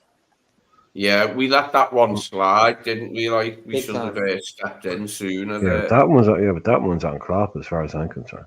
I mean, who was it that wanted to keep Milner and Henderson and Fabinho? I mean, Edwards was gone. Hughes wasn't here. Klopp was the one that wanted to keep Fabinho when everybody knew you need to bring in somebody. You need to, the loyalty thing. So, we already had our fingers burnt by not replacing Genie sufficiently, and Genie has a flawless fitness record, and we just let him walk off into the night, because we wouldn't up his salary. And then and look what happened to him when he left. He went to PSG, never played. Milner's gone. A lot of people left the midfield last season. But Lee, look at Genie. He goes to PSG, never plays, basically in a year. He goes to PSG on a big free, big money, 220 grand a week, something like that. He's there for 1 season, never plays, then goes to Roma on loan, does okay, and now he's in Saudi Arabia. Mad. Henderson went to Saudi Arabia. Fabinho went to Saudi Arabia. That was Bobby Firmino went to Saudi Arabia. All these guys were at the end of the line with Klopp. Football wise, they were burnt out. They were done. They were finished. Mane goes to Bayern, complete disaster, and now he's in Saudi Arabia. These guys were all literally tapped out, and we still had them on the books. And Klopp said it himself. He wanted to give Jordan Henderson he wanted to keep Jordan Henderson around. But I'll quickly say something about that, Brian. I think if we had Henderson around last season, we would have won the league. We lacked that guy in midfield who's a bit mouthy, a bit. Our midfield was quiet as fuck last season. No one would talk. Endo's not a big talker. McAllister maybe, Sabotzel I don't. So we were lacking that voice in the midfield. And I think Henderson, I know people said he was finished and stuff, and a lot of people don't like the lad. But last season, if Henderson was with us, I think we would have won it. That's a bold statement. That's a bold prediction. Yeah, that's a bold prediction right there. That's two or three in one there. But I feel that. I mean, unfortunately, there's no way of unless Henderson's walking through that door. We can't prove that one just yet. So you never know. All right. So we got Lee's bold prediction right. His fourth. Did we get your fourth one, Lee? I have a few more. I have the chats ready to come up for order. Here, think about your fourth one. I'll go to Brian first. I'll go to Brian first, and then I'll come to you last. So, I'll go first, Brian, what's your bold prediction? Yeah, let Lee wants to go. Oh, you got it. Then okay, my bad. Go ahead. What's your bold prediction, brother? That we will be tighter in defence and not concede the first goal as many times as we did last season. Because as nice as it is to come from behind in matches, you don't want to be doing it every week. And we were faced with the prospect of doing it every week last season, weren't we? Up to a point, you know what I mean? It was just happening week in, week out. We concede first. We've got to stop doing that, not give ourselves a mountain to climb. And hopefully Canate's fitness would be part of that. Like if he could find his fitness a bit more this season and have long runs in the side, we could have that. We've got to work something out because we can't be as open as we were last season or we're screwed. We've got to tighten up. There's no doubt about it. It's one of the big lessons from last season that we need to tighten up. The defence just weren't making it, or the midfield really, like in that respect. Too easy to score against Liverpool last season. Even the shite teams were able to score against us at will, even at Anfield.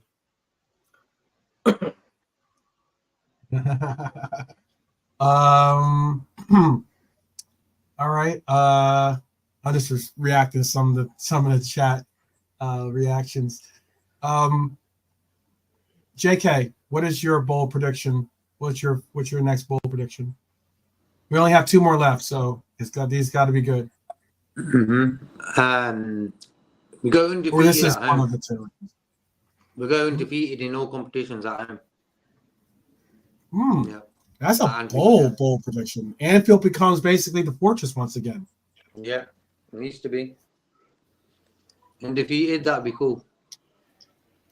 Undefeated, that would mean was under Klopp, wasn't it? Under Klopp, it pretty much was. I mean, how many times? Yeah, it was. It was only when when everyone was out injured, wasn't it? When Virgil was out injured, that we finally lost our home under Klopp. It didn't happen before that. We never really lost a lot of games under Klopp. We just had that feeling that we always won or drew. We never really lost.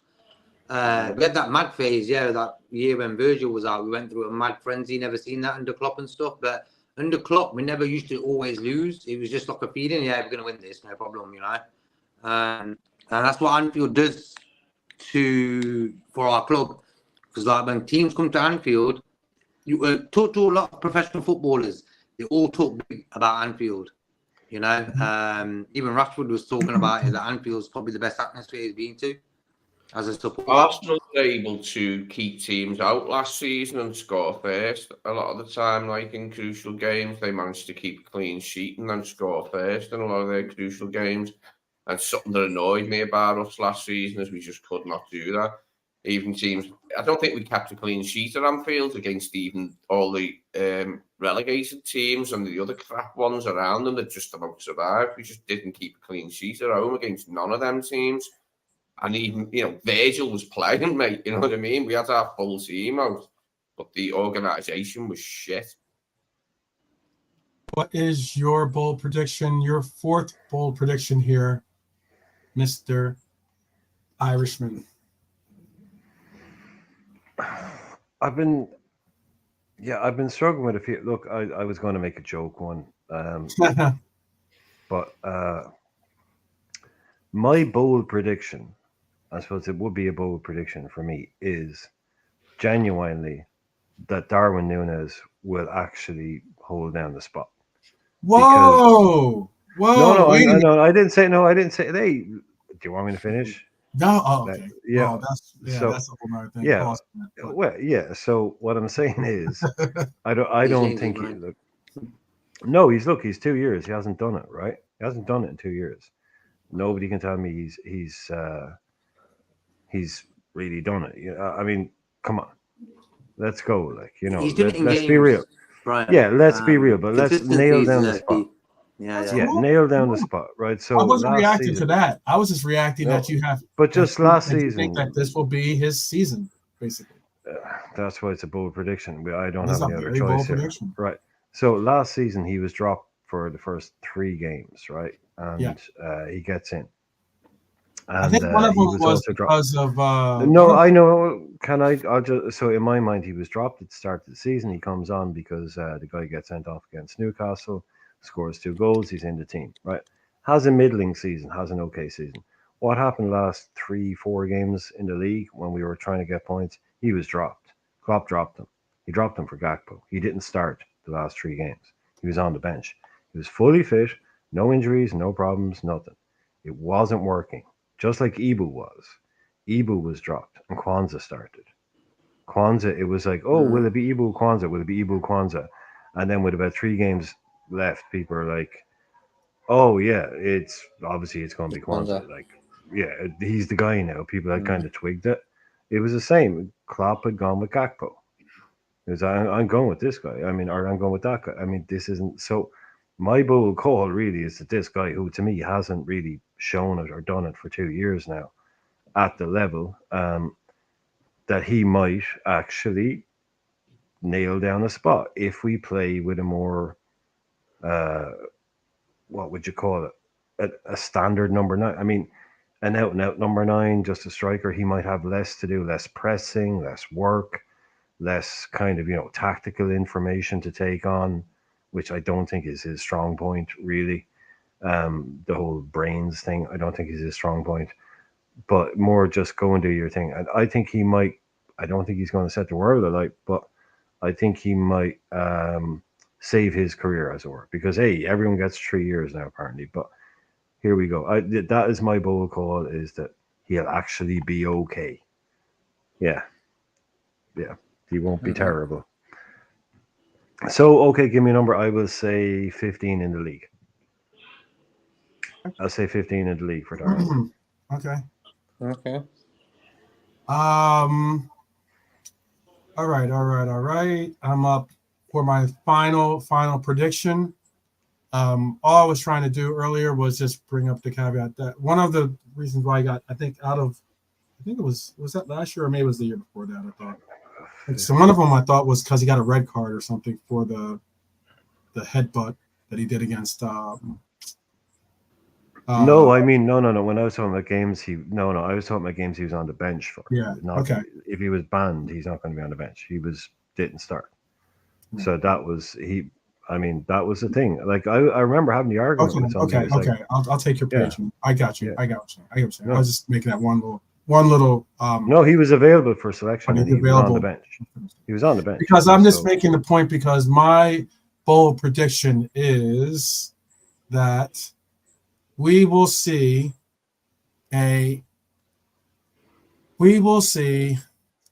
this man enter into the 20 goals in a season scale. He's gone from 15 goals in 2022, 2023, scored 18 goals in 2023, 2024.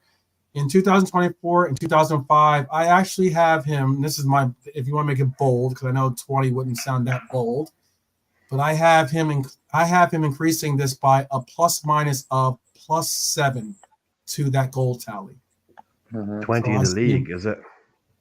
This isn't a league. This is all comps. Yeah, no, but you're saying in the league, okay. So 20 in the league. So I'm saying he'll score +7 to his all comps goal. So what are you giving him in the league? What would you give him in the league? I said 15. What would you give him in the league next year in a good season? 15 is good in the league. 15 is a good run actually. I would like to see him score 20, to be honest with you. But no, if I was to pressure you for answers, and I will, what would you? I'm saying I would say 15 or 16, one of the two. Yeah. But I already said Diego's going to score 16 or more goals, so I'll say 15 I'll say 15 for Darwin. That is my bold prediction. 25 goals, all comps for our number 9. Like if he got 16 and Jota got 16, that's 32 league goals. It's a lot of goals, but that's them both playing. Yeah, both playing in the 9. Yeah. That's my I bold think he prediction. could get that. I think he could get those numbers out of them being, to be honest, even being kind of rotated. Possibly, Not massively rotated, but even a little bit. possibly. Even But a they tiny bit. one player's got to stay healthy, and the other player's got to stay Especially available. Jota. Yeah, especially Jota. I think Darwin needs more minutes to get that 16 than Jota would. Mm-hmm. You know, but I mean, because Jota is more of a kind of an instinctive finisher, but he would Mhm. need to be, even to get that 16, he would be, he'd need to be fit for the majority of the season. Yes. Both Hey, of them fit. Sergio Aguero's back Darwin to get better, hasn't he? Like, so if any South American striker's got the right to talk about scoring goals in the Premier League, it's Sergio Aguero, and he thinks Nunes will come good. He But the way seems we're creating chances, the way we're playing football, I mean, his job That's a should be plus kind of. 4. He scored 11 goals in the Prem last year. He had 11 goals in the Prem. yeah, If he could Aguero's add 5 to that, if he could add that. 5 to that, give him. I'd be happy with him if he could add 5 to that 11. Okay. I'd be happy with it. Okay. Mhm. Yeah. I think it's okay. There are some very bold predictions in here. Before I go to the lead, let me just hit some of these real quick. Trap Joe says his prediction is Arteta will go bald somehow. That's a bold prediction for him. YouTube name says we will make 3 signings before the deadline ends. I think that could be considered a bold prediction. At this moment, at least. Bernie's bold prediction is Mo will have his highest goal and assist season. Wow, that's a very bold. That's a good bold prediction. YouTube name says Ten Hag to ask for yet another former Ajax player in January, but be fired before he arrives. That's funny. That could actually happen. This one was good too, by the way. Prediction: we will win the quadruple, and 12th will put a private jet together for his subs and throw a party for us in a 5-star hotel in Phoenix. And I will flip the bill. You got it there. You got it. We win the quad. Yes. Up to and including television sets thrown out of the. Oh yeah. All of a sudden, we become the Beastie Boys. All of a sudden, we got to fight for our right to party. All of a sudden, all right. That might be a little bit of a dated reference, by the way. I get it. Beastie Boys were a great band back in the day. Well, I was going to reference Keith Moon and the Who, so I mean. Oh well, yeah, that would have been definitely. So I would have been even older. But you want to talk about the king at throwing crap out of hotel rooms? Go to the king. Hey, mate, who hasn't felt like throwing a TV out the window sometimes? Some of the crap you see. Not in a hotel, though. I mean, can you imagine? Oh my gosh! All of a sudden, you got freaking Johnny Rotten in here or something like that. All right. Ian says he thinks Diaz will get off to a flyer against Ipswich and score a couple of goals. I like that bold prediction. Philip said Nunez to get 2 hat tricks in the first 2 consecutive games he starts. Philip, now that is bold. That's bold. That is bold. I like that, Philip. Well done. Positively naughty. It's positively naughty. He's one of them players that if he gets an early goal, then he can go on and score more in the game. If he gets an early one, he starts missing like throughout. Yeah, I don't think he hasn't had a hat trick yet. He's come close. He's had a couple braces, but he hasn't had a hat trick yet. I don't know what you guys think about this. I'm interested to know what you guys think because I get we all hear about stuff. Like you hear about stuff all the time. You always go along with it because it's always around. And then there's always this one point where you go, "Hang on a minute, is that actually true?" And I was someone told me, "Oh yeah, the confidence player." It's like, "Oh, he's a confidence player. He's a confidence player." Is that actually a thing though? Are not all players confidence players? Do they not all need to be, or do they not all play at their best when they're confident? Is this whole thing about being a confidence player? I mean, is that actually I think that's just one of those things that gets thrown around that literally, actually, when you think about it, means nothing. I don't know. A lot of the chat's got confidence in Darwin actually making this his year. Jimmy's got Darwin for 20 plus. KJ's got him for 19 Premier League goals this season. That's a big. That's good. I mean, that's plus 8. Plus 9 goals from his previous year. That's a big step. That's practically doubling your output. Like you're talking about close to 1 and 2 numbers there, right? That's what you're talking. When you're getting up to 38 games, you're getting close to 1 and 2 when you're talking about that. And very even Haaland can go 3-4 games, but to ask anybody to do 1 and 2, you can say no, because that's when it was spread out over a season. That's literally what you're talking about. Like Owen never broke 20. Owen's one of the best we've ever seen, but he never broke 20. It's not easy. So, it's not easy. Yeah, it's really no. You take injuries, yeah. time on the pitch. You might get a suspension for a few, or whatever. It might or you be. just take the opposition that you're playing. Sometimes the opposition. But you take your minutes down. Like we say at the start of the season, it's 38 games, right? But actually, how many games does he play? He might play in 32. He gets subbed off in 27 of them, so he only plays 90 minutes. So it goes down and down and down and down and down. The minutes that you're actually on the pitch. So then to get 18 or 19 goals in those minutes, it's actually, when you think about it, it means it's even better than 1 and 2. It's like 1 every kind of 1.1 to get to that kind of level. So, but in a team that looks to or appears to create chances the way we're trying to create them at the moment, someone like him who just stops trying to, gets a bit of confidence, gets a couple of goals earlier on, we will create chances. They'll be there. So then, with Nalante's point, then he says if he can't get at least 20 Premier League goals, that's 20 Premier League goals, he's got to go. Well, look, we're not selling him. We're not bringing someone else in. He's going to be the spearhead. He's our number 9. He's going to play. So as of now, because no one's even talking about us buying a forward or any kind of attacking player. So obviously it's his job. It's his place. So 20 is a lot. But let's see how we play, Nalante. If we can look back and go, because again, you see, we're talking about what if he does this, what if he does that, what if that happens. It's all what ifs at the moment. So the people that are saying he hasn't been brilliant are looking at what has happened, facts, data. So, but it's like, well, we're looking at maybe potentially what might happen in the future, kind of stuff. So, yeah, let's see how it goes.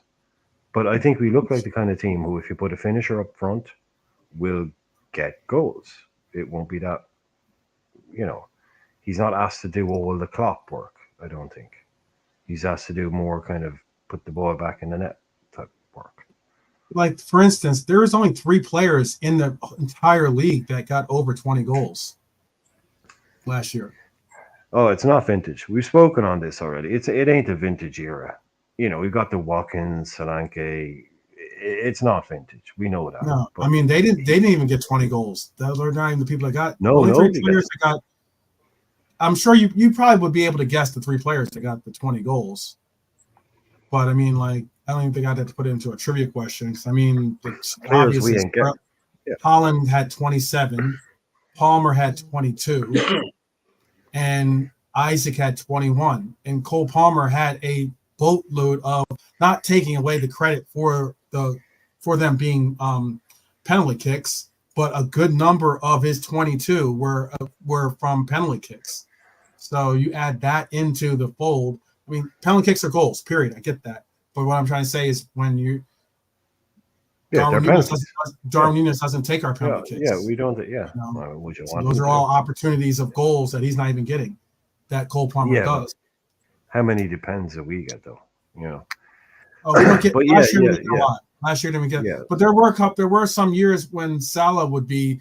There are people saying, "Oh, well, how many of those goals were penalty goals?" Oh no, it's an age, of course. No, it's the age old. It's the age old argument. Oh, yeah, it's always happened. Oh, they were Shearer was this, but he has 1 million goals. Oh, but 100 of them are penalties.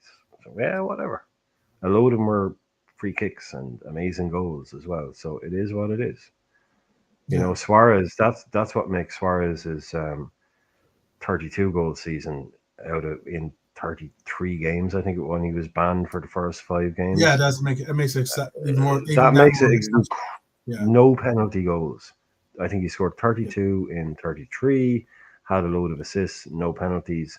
That's no one's ever. Very few people have ever done that. Yeah. Yeah. By the Plus way, 30 with no I penalties. know someone had like they're doing an Ederson watch. I guess I heard earlier in the chat. Yeah, 2-0, Jimmy. That's the score right now in the Real Madrid game. I was just saying, 2-0 to Ederson. Atalanta. Huh? 2-0 to Atalanta. No, Oh, okay. Sorry. Real Madrid 2-0. Oh. Valverde and Mbappe just scored his first official Real Madrid goal. He just scored the second for them. Oh well. Unluckily. And I was just going to bring up Ederson because I know I saw there was a watch for those keeping the statistics on Ederson. Ederson was the first player to get a yellow in this game for persistent fouling. Persistent fouling was the reason why he got a yellow card. But that's the only stat that he has so far that's coming up on the books here. Anyways, case himself in if we are in any way interested in Ederson, which there's no real evidence we are actually but it's a good match for him to showcase himself. And persistent foul, man, it's part of the game, isn't it? When you play in Real Madrid and you play for Atlanta, you know what I mean? He's up against all them bigwigs, isn't he? Like, there you go. There you go. Let's get these. I'll get the final. These are the final bold predictions from you guys, and then I'm gonna include the final of the chat because I have a few more bold predictions by the chat that I didn't get to include. So, Lee, what is your final bold prediction? That we concede the lowest number of goals since, like, say, we won the Premier League. Okay. And don't even count that bit after we'd won it and we started letting a few teams score against us, chop that bit off the end. How many have we conceded up to the COVID break when we won the league? Yeah. If we can concede that amount, we can do very well. It's our problem isn't scoring goals, it's scoring enough to win a game because we also concede too many. You know what I mean? If we can shut teams out at the back, we can win game after game after game with the strikers we've got. No doubt about it. We just need to tighten up. Okay. That's the key. The key isn't whether Jarman settles in, Jota's fit more or some shit. The key is concede less at the back and we'll do better. Hey, if my VBD VBQ pairing gets to that level, let's hope for it. Let's go to JK next. JK, what is your prediction? What is your final bold prediction? My final bold prediction is that Trent, Salah, and Virgil all sign a contract this week.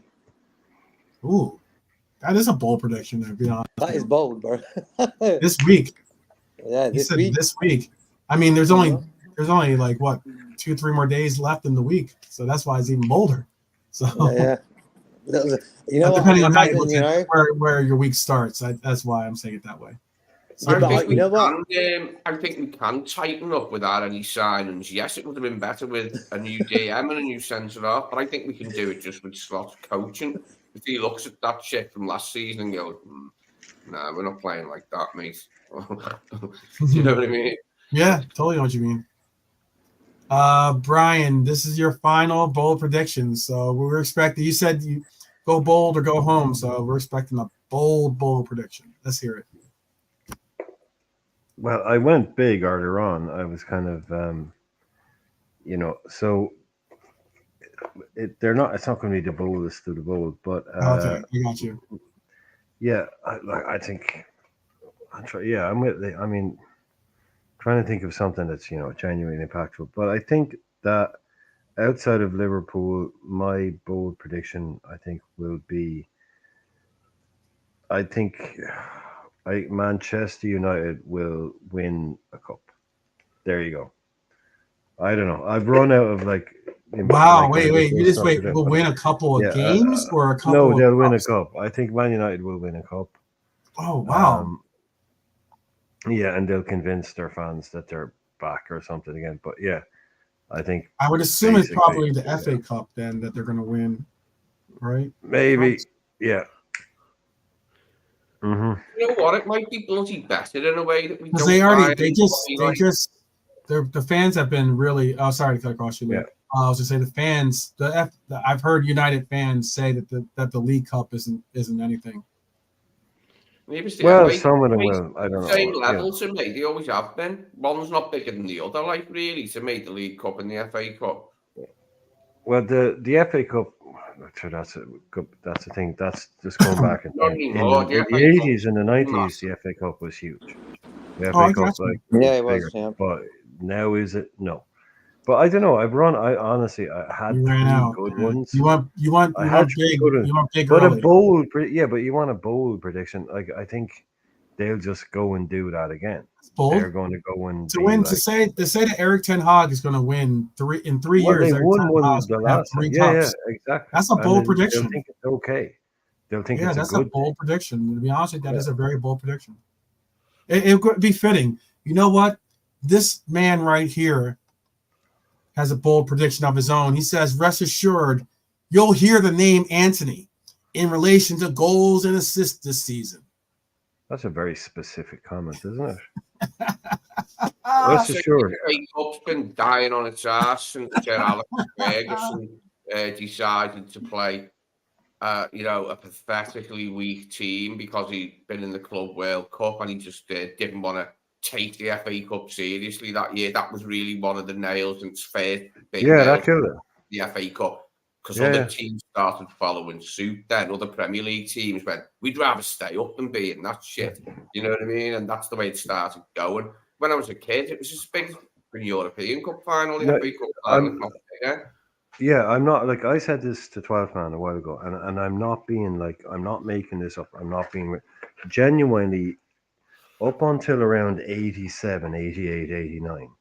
You could say to someone, now you could only say this to people if you had won leagues recently, but if someone said to you, "We won the league this season," you could legitimately say, "Yeah, but we won the FA Cup," and they would have to go, "Yeah, fair." Like that is only about 25, 30. No, that's still up until that's 35 years ago, up until the 80s. That is nowhere near the case anymore. Definitely not. But in England, before the explosion of the Premier League, before all of that, it actually was kind of like, yeah, fair play. They won the FA Cup, but we won the league, or vice versa. But very quickly I after used to that, love it when we weren't in it.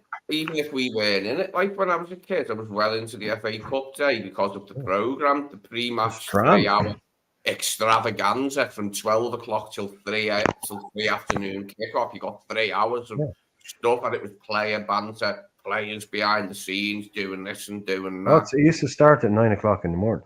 The match would be at 3 And I p.m. used to love it, mate. I ate that shit up like rapaciously when I was a kid, but no longer. It just hasn't got the luster that it once had. The FA Cup. It hasn't got the Totally glee, different world. luster.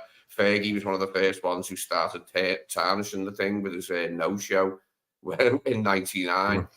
Another thing to thank Ferguson for. Well, you can thank Anthony for his bold prediction for us to laugh at because I love the statement though. He like if he would have just said, "Rest assured, you will hear the name Anthony this season." That's all he had to say. I love it how he sounds puts that in there. Shakespearean almost. It sounds Shakespearean. Yeah, but then the way he puts in hashtag in relation to goals and assists. It's just like, yeah, dude, we get it. We know what you're gonna do.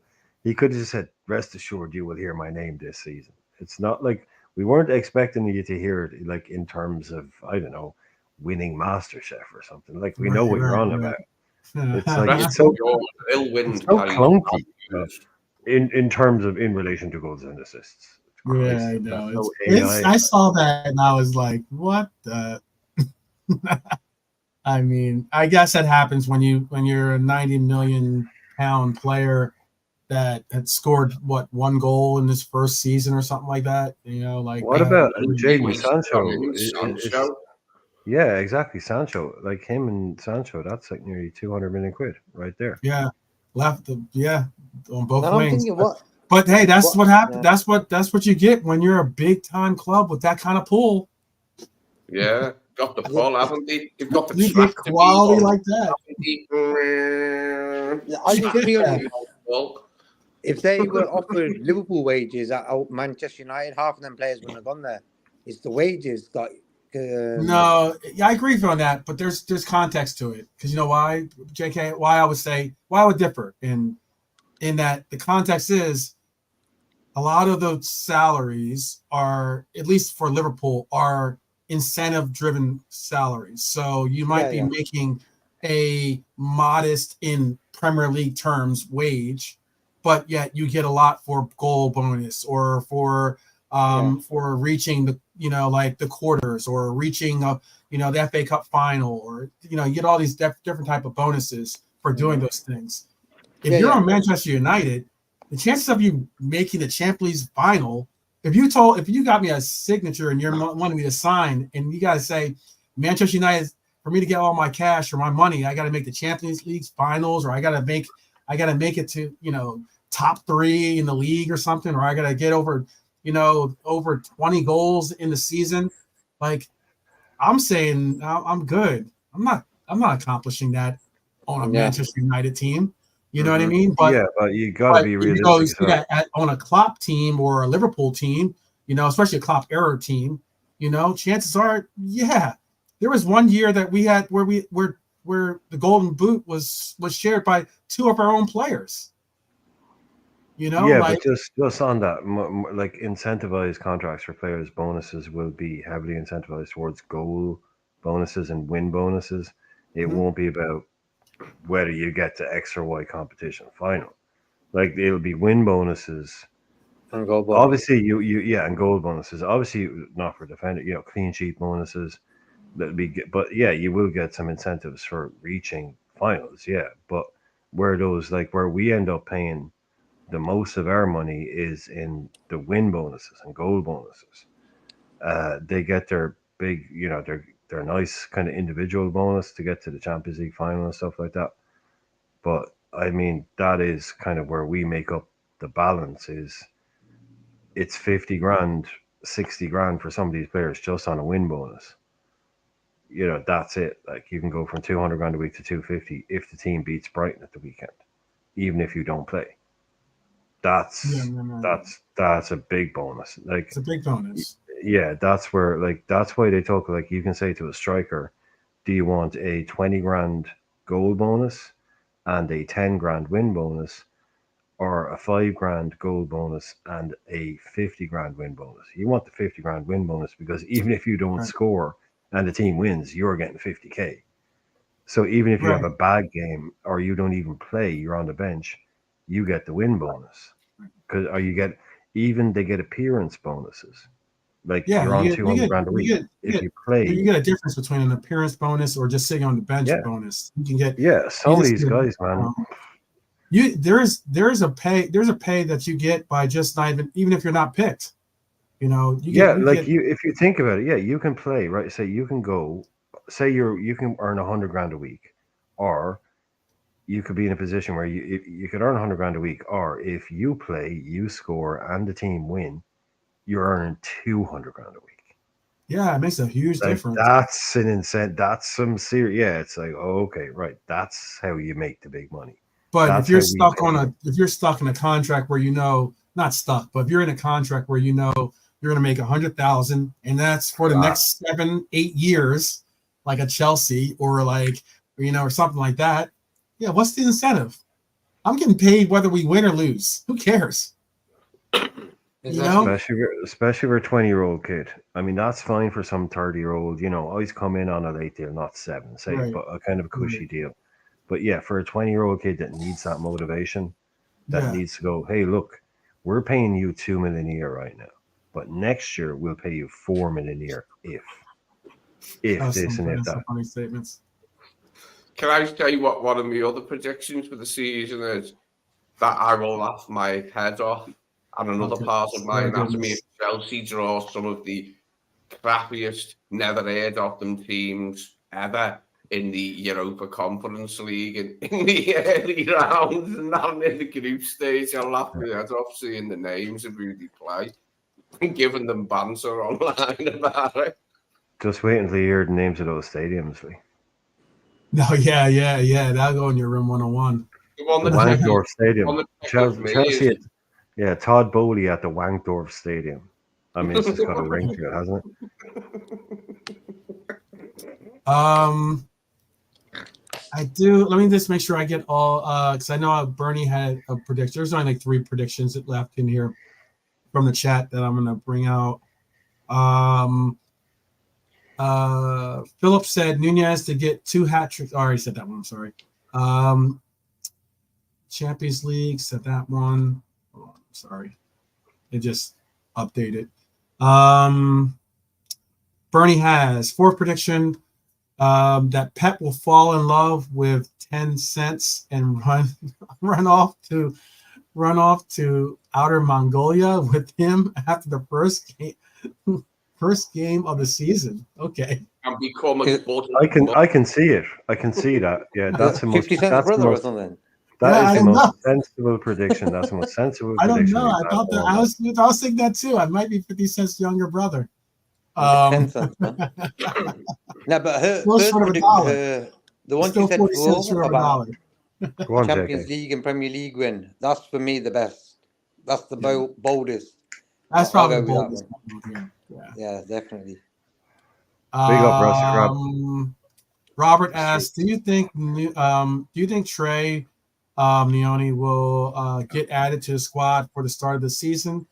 Robert thinks the player's praise suggests he might. I believe that he won't be. He will get a run at some point. I don't know if it's going to be the first game of the season, but I think he will be. You will see him a part of this season. He's my last bold prediction. He'll be in the team at the end of the year. Yeah, That's That's a very bold prediction. Yeah. That's a bold. Yeah, that's He'll a be in bold the. There's room with Jay Dan's having an injury, isn't there?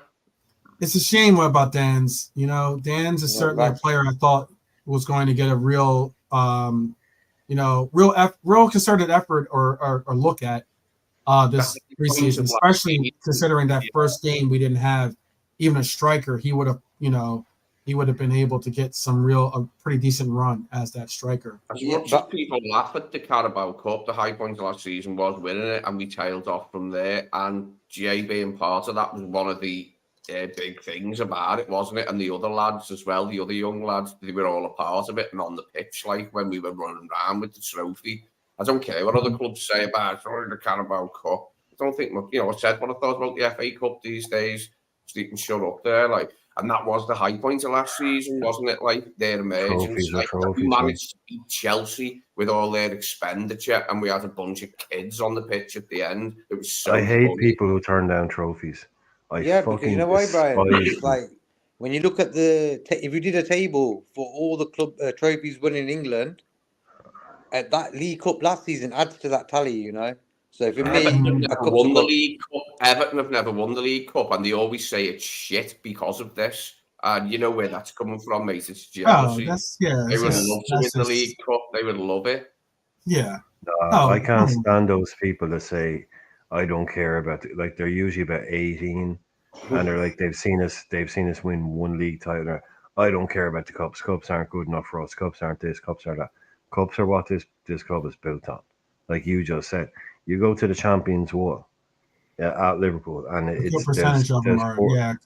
4 trophies up there. There's 2 of them are cups. That's what you build your heritage on.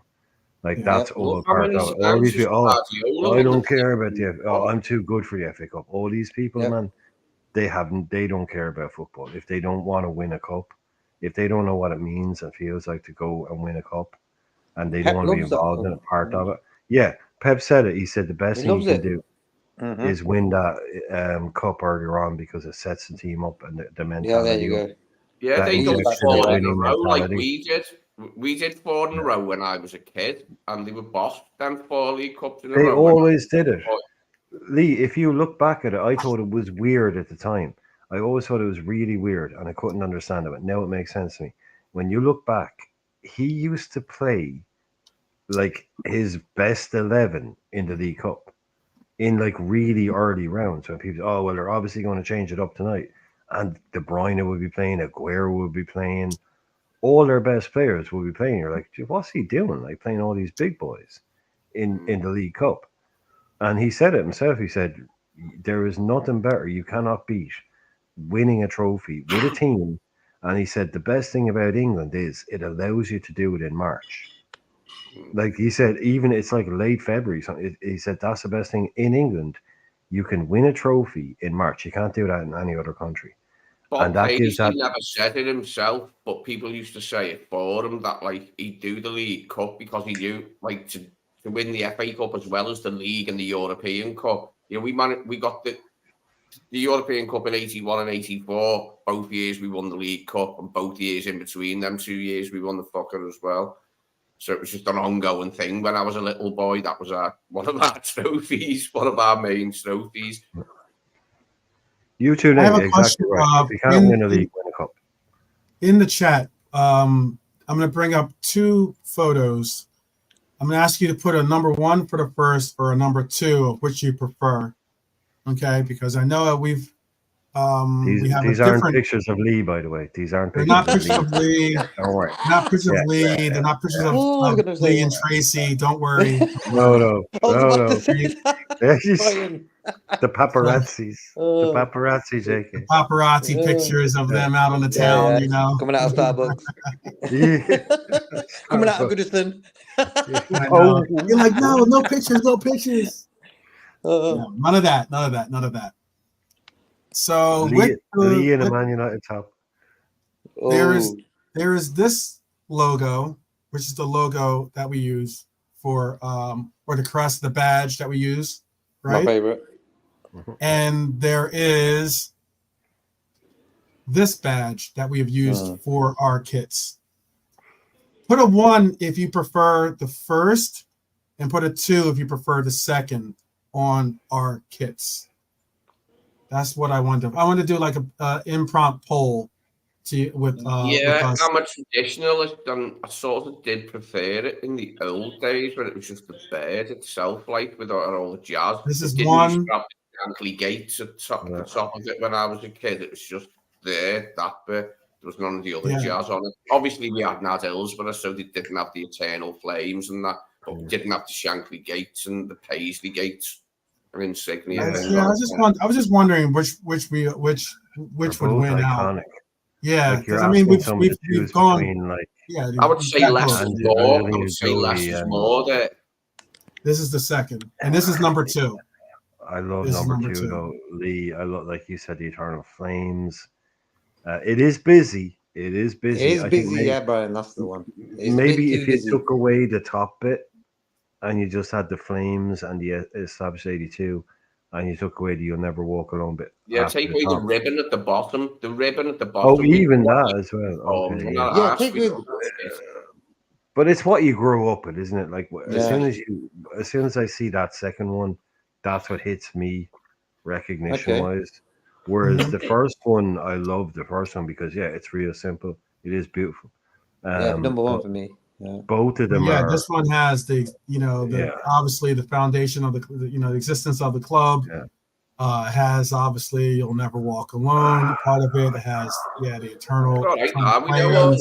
We know all that bit. It's a question. I just wondered what was the preference? Which crest do you guys like to see? Basically, it started off the first one. This one, right? Just the Liverbird. This one started off really strong from the beginning, but now number 2 is picking up a little strength. It's about split. It really is. It's like when you're born, but like Lee will go, that's the one that hits him. But I'm only just a few years younger than Lee. I'm not like 10 years. Well, that was the one when I was a little boy. That one, and like that's it's so iconic. Like we're both so iconic. Yeah. All right, so I'm gonna do. We've got I think that's unfair, and it's not fair on you, by the way, talking. But I think what's happened there is basically, as Lee has pointed out, is we have pre-Hillsborough and we have post-Hillsborough. Yeah, and that's what we have there is those flames are sort of what's been added to it, and for a reason. Yeah, So that's why it's the level walk alone was added at the top yeah, as well, like yeah, with the flames, yeah. you know what I mean? Yeah. So We the should right- always let remember me that. get this. I'm gonna try to take a tally here. So Yeah. We should JK keep the had flames. had it for this one. Marion had it for this one too. Richard had it for this one. YouTube had it for the second badge, which is this one. So that's 3-1. Okay. KJ has it for number 1, which is 4-1. Okay. Robert has it for, this is where the 2 started to come make a resurgence.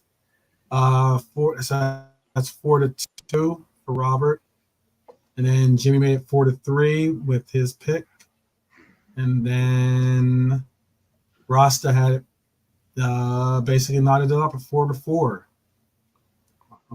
That's pretty split down the line. What was your Nalante had as 1? Okay, so that makes it 5-4.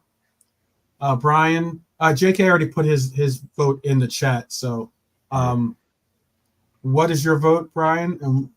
I'm torn, it's so hard, but I have to include the I have to say it's like that. What's that word association thing? When it gets down to the one that first hit me was number 2. So Okay. Well, Trigger just said his Trigger TV got a vote for number 1, so that's 6-5. that's No? 6, but that's now 6-5. Okay. Yeah. And Lee? Lee, what's your vote? I'll go with 1. I'll go with Joe. Oh, yeah, Lee's the number 1 man. Lee's the number 1 man. Yeah. I'll go with Joe number 1. Yeah. 7-5. Hey, have you I'm ever glad. seen- I'm glad you picked. I'm glad you went that way. By the way, because I didn't want to be the tiebreaker. Were you doing them? It was very close to being 6-6 if you went with the other one. So Have you ever took much of a look at Bournemouth's club badge? It looks like a woman getting her hair dried under a blow dryer. It's like a head turns up in the air, and it looks like a woman getting her hair dried under a spin dryer. It's like, what's that about? Don't get it. okay. I'll have to take a look at that one. Maybe you you going get with spin 12 with dryer that? things for your hair, but invented in Bournemouth. I just don't know. What do you think about them as the club that they're saying Mamrashvili is going to be going to? What do you think about that? Are you because that seems to be kind of an open secret now. It's like, wow, like all these now they're one of the clubs. I don't know how they're going to work that. I think there's actually Premier League if rules. it was, let's just say it was, but because there's some Premier League rules apparently about like somehow like he can't go there because have they got too many players already from some kind of loans? No, it was something about like you can't have a transfer that goes to like a Premier League team. I'll get the exact specifics for it, but it was something. I know what you mean. Yeah. You can't sign somebody and then loan them out to another team in the same division without them having never played for you, basically. Yeah. I hear what you're saying. Yeah, that sounds familiar. That Send him happened to before, Germany or actually. somewhere. Because they were saying like there's Bournemouth and somebody else. Mm-hmm. I think there was 3 clubs, but we'd obviously we'd like to see him in the Premier League. That'd be nice. Oh, that'd be great. Get him some prem experience would be fantastic. Yeah, exactly. But if it's not possible, then the next closest league, which would probably be Germany, I suppose. Mm-hmm. That'd be perfect. I agree with YouTube name. With the crest, it's like trying to decide between a Lambo and a Ferrari. Yeah. Who did you go with 12? Which badge? I would have gone with number 2. Oh, okay. I would have gone with number 2. I do like all of like it's a lot busier. I get that it's not but because of the symbolistic meanings behind it and everything else, and you can never it's almost like it's always a reminder for you for something like you'll never walk alone. That means a lot to me too, That's why it's a little bit unfair, I think. It's because one of them is kind of has the Hillsborough thing, and because the other one is like it didn't know basically at the time, as it were. Yeah. So yeah, those are the reasons why maybe it hits a little bit. But like, I mean, The earlier one, it's so simple and beautiful. But I agree. It's the Liverbird and just the LFC. Oh, It's it just tells you epic. everything in it. Yeah. That's like a good thumbnail. Sure, It tells you everything you need to Big know. on the shirt as well. Which Yeah, one true, is Brian. that? Is the Liverbird? Is this the Liverbird with LFC? Is that the Lambo or is that the Ferrari? Which one is that? That's No, the Ferrari. that's the Ferrari. That's Oh, look at you guys! yeah. No, because the Lambo comes with all the fancy all the tricks, fancy Yeah. perks the and extra stuff. wings, Extra and all the stuff. extra bits and pieces. Where the I Ferrari got is you. sleek, classy. That's it. Yeah, no, the I Ferrari. remember that. I remember that. Yeah. I remember that. I like that. I like that. And Bournemouth Um, is a Skoda with flat tyres parked outside a woman's Blacked out windows. Aw. You embarrass someone's easier. wow. A Ford Focus, maybe. It's a Ford Ford Focus with a good, with a nitrous kit and a big exhaust. Yeah. So Pinto. Yeah. Anyway, I'm gonna bring up here. This is for those of you that are interested. We got the season coming up, and because of the good graces of having a truly proper red amongst us, JK has created a league for us. If you're interested in joining the fantasy league, I don't know if you need to take a screenshot or likes. Actually, I can put the code in there. It's pretty. I'll put it in the chat. Okay, thank you. But yes, this is the code on there for joining the fantasy league. If you're interested in joining, or maybe you have like a family member that does these leagues, and they could play represent for you in this league or the likes, or you can join as well. But this is the league. This got the pin. JK just put the pin in there. I'll make sure that's shown. This is the Premier. This is the Premier League one. So just go to Fantasy Premier League. Fantasy.premierleague.com is the name of it, and you can just put in when it asks you for the league code. That's the league code to join, and it'll Do you know be. what? There usually is a story behind club badges, and I'm dying to know what the story is behind the Bournemouth club badge. I want to know what. Bro, find out for us. Looking up with the air, I want to know what that palaver is. That's got to mean something. That has to mean something in Bournemouth. Put it up on Okay. Put it up on the screen. Put it up on the screen. Yeah, let me find. Let me. I need to see that badge now. Let me pull it up. Hold on 1 second. Let me. Because to me, this sounds like it's just like. This sounds like some conspiracy thing. Type stuff. Is it a person, or does it look like a person? So I'm gonna make sure I get a. Are we sure we're talking about Bournemouth? I know what he's saying. It does look like it is. No, it is. He's so right. It looks like the Bournemouth person's got he's got the soccer ball or the football on his head, and it looks like he's getting his hair washed, or she's getting her hair washed. But okay, pop it up there. Hair blown dries with one of them. I need to see it, bro. It does. He's so right. So be if you sure want to be sure to write down. Be sure to write down that I have the football pin on there. Be sure to write down the link so that you can get involved in the fantasy league. It was a lot of fun to play in the Euros with these guys. Some of us did well. Some of us did not do so well. I won. But Brian won. He's actually Brian's good. And Brian was the champion. That's right. That's right. And now it's the Premier League. So let me put on. This is the Bournemouth crest. Oh, this one. Oh, okay. Yeah. It's a woman having her hair blown dries.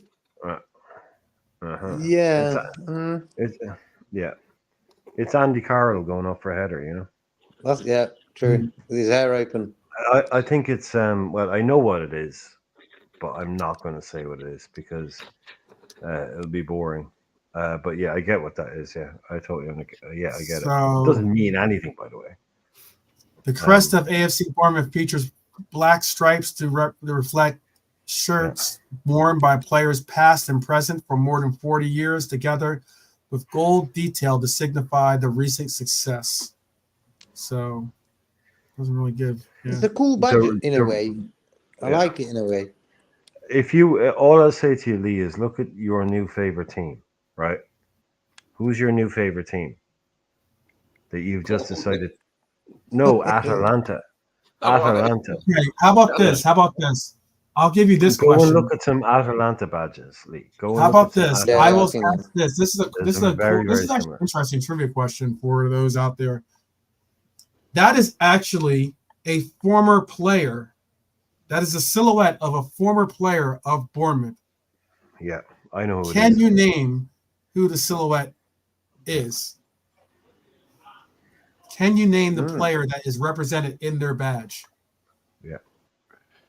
It's kind of like the he's I kind of mean, like when you Jerry hear it, West of it's the NBA. obvious. Isn't If it? you ever see the if you ever see the NBA symbol or the logo for the NBA, that's Yeah. Jerry West. That's Jerry West. The silhouette of Jerry West. The guy doing the donkey thing. I don't think they're donkey. He's like kind of like he's like dribbling a basketball. Is there not? Oh no, that's Jordan, isn't he? He's jumping. Yeah. It's- Oh, you're talking. You're thinking oh, of. yeah. You're thinking of air. Oh no, yeah, no, yeah, no. The company. NBA, is he dribbling? Yeah. Is he? Is it, I know the guy. He isn't actually heading the ball, is he? Because if you look at the angle of his head, he's heading it to nowhere, bang straight up in the air. He's doing keepy ups on his head, that fella. That's what that is. That's the keepy up position on your head when you let it rest on your head. That's what he's up to there. He's doing the seal dribble. But who I'm gonna is say it's Glenn Murray. Glenn Murray is your guess? Okay, I'll allow for everyone to guess before, or unless you want me to say yes or no. I'm looking to see if there's any guesses in the chat. So No, I'm far, getting it going. Master Prop says he knows. The crest looks like a shampoo ad. Yeah, I thought you actually knew it. Yeah, it is. It isn't This is not Head and Shoulders. No. Yeah, that's where I got the spin dryer thing from. You know, when you see a woman with her head back sitting in a chair in like a woman's barber's thing, hairdressers, and it spin dries the air, and they go, ooh. You know, and they're all rat-a-tat-tat talking, these women, aren't they? Those sinks with the thing for your neck so you can and they wash. Yeah. Do you want to take a guess, or do you want me to give I don't know. You're not going to made a guess, so I'll just say yours is incorrect. Oh, I knew mine was incorrect. I was just trying to get a guess going. Any guesses for who it is?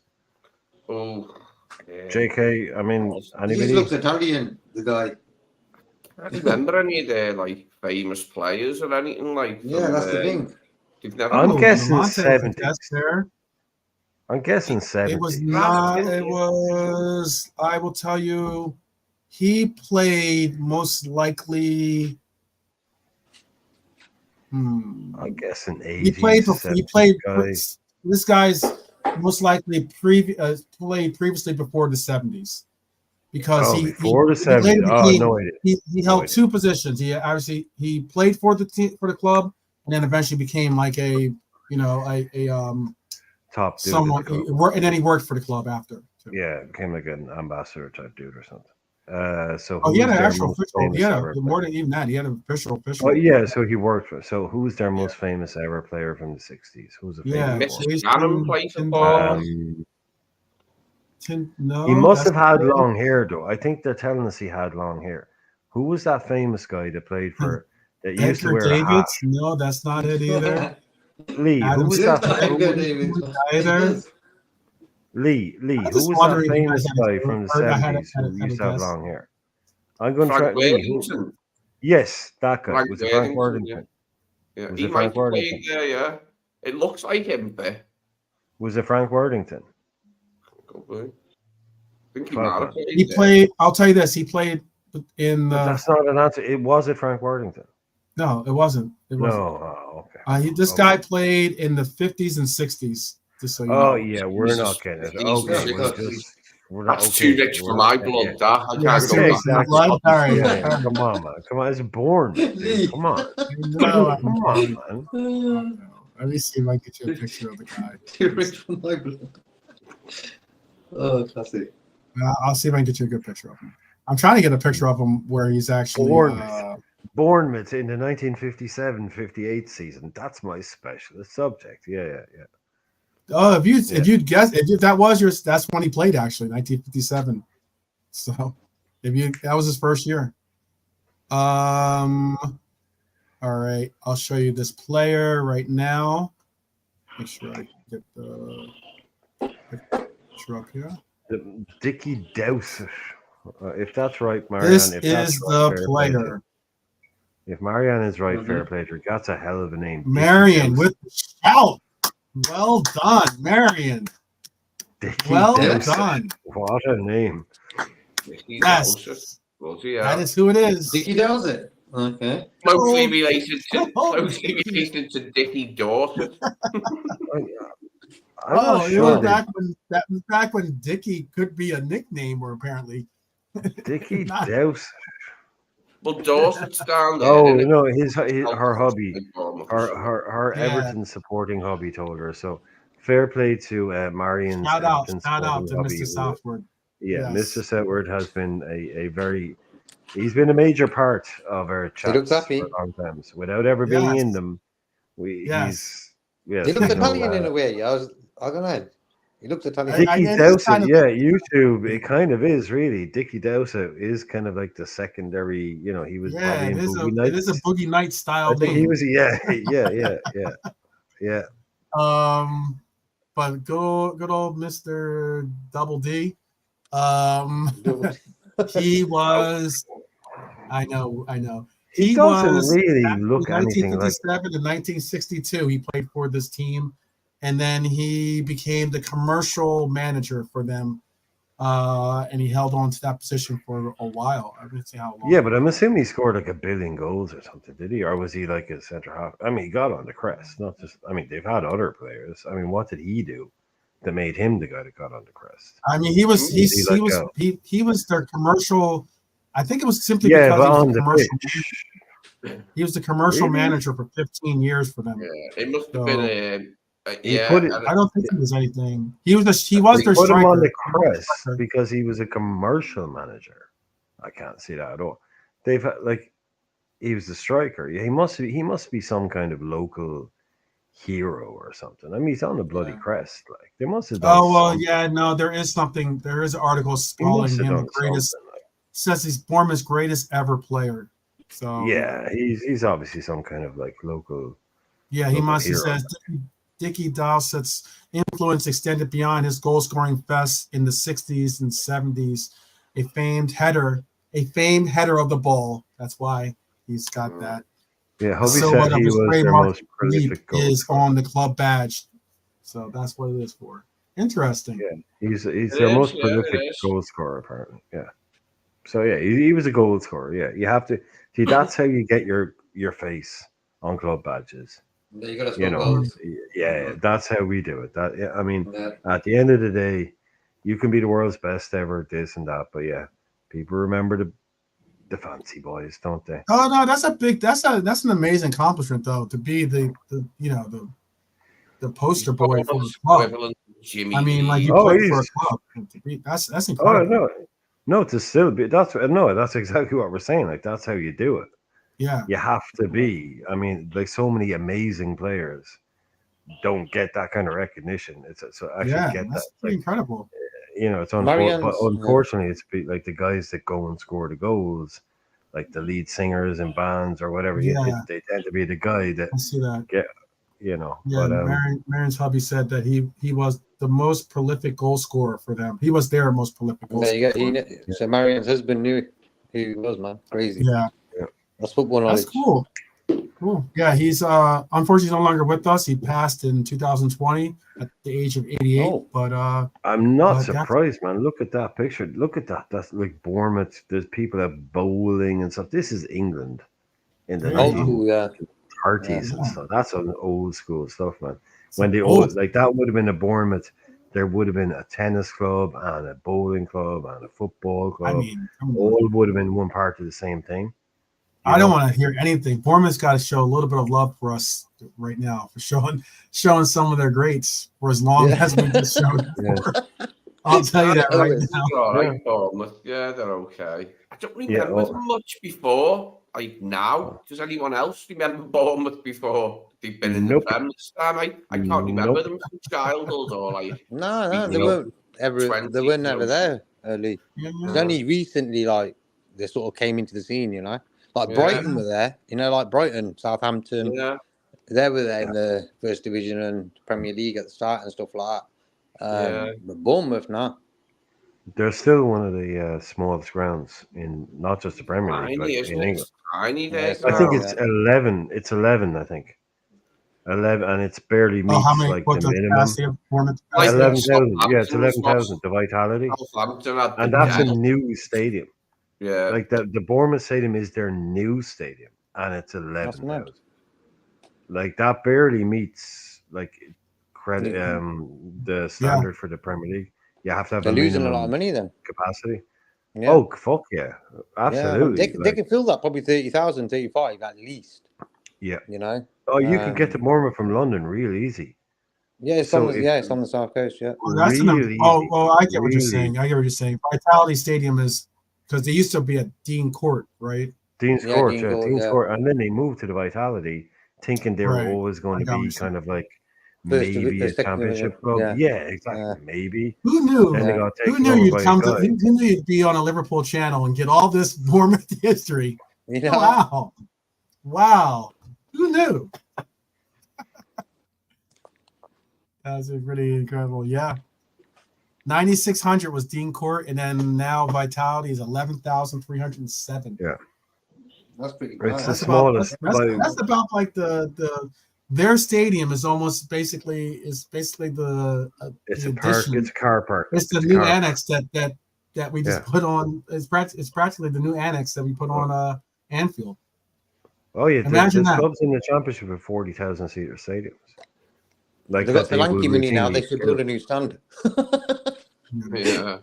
You know what I mean? You know what's Like, funny about it? You know what's funny? Speaking about stadiums, you know what's funny? I saw a clip where Rashford was asked, "What is the best away? What is the best away stadium for Yeah, atmosphere?" I said that earlier. Yeah. And and what stadium that you love playing in the whole nine? And he said Anfield, and it was kind of I've seen that. just it goes to show you how deep and how incredible of a grounds it is that you're like your rivals even speak of it as being the sort. I don't think if you were to ask the reverse question to possibly other a Liverpool player, they most likely wouldn't say Old Trafford. I don't think. Yeah.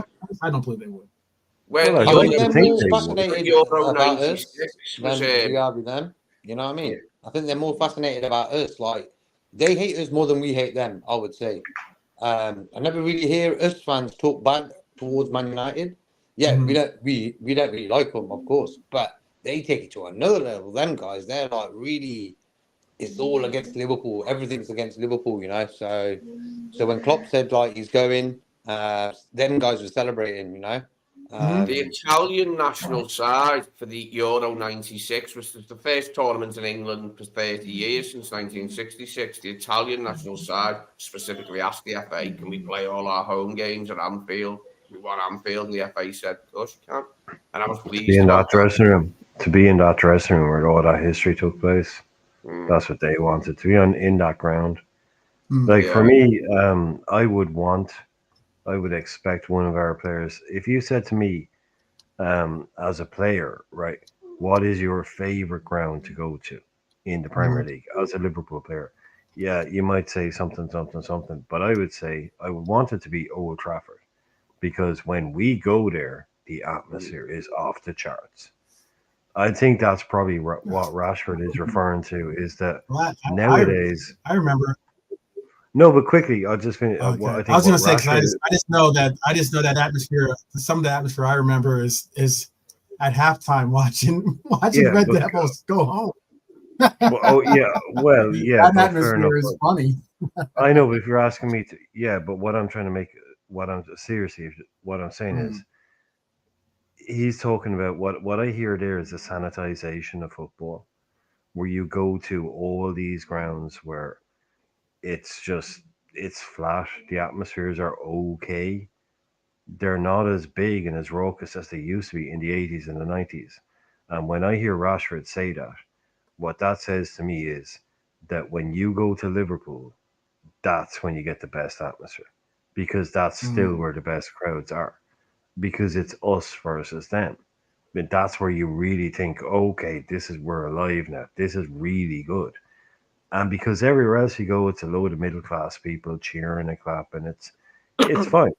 And I'd imagine that for a Liverpool fan or a Liverpool player, it's like, when is the Well, like what's the best I'm only atmosphere? saying Is that they when did no, a but just quickly is when you no, I just said, but if you're say a Liverpool fan or a Liverpool player, where do you get it the most? Is when you go to Old Trafford.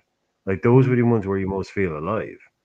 Like you go to Bournemouth, you go to yada yada these clubs, you hear it like it's silent sometimes. You know, it's some of the atmospheres are terrible. Where's But so imagine that's the question YouTube name question YouTube name asked was, what's the best stadium you were ever in?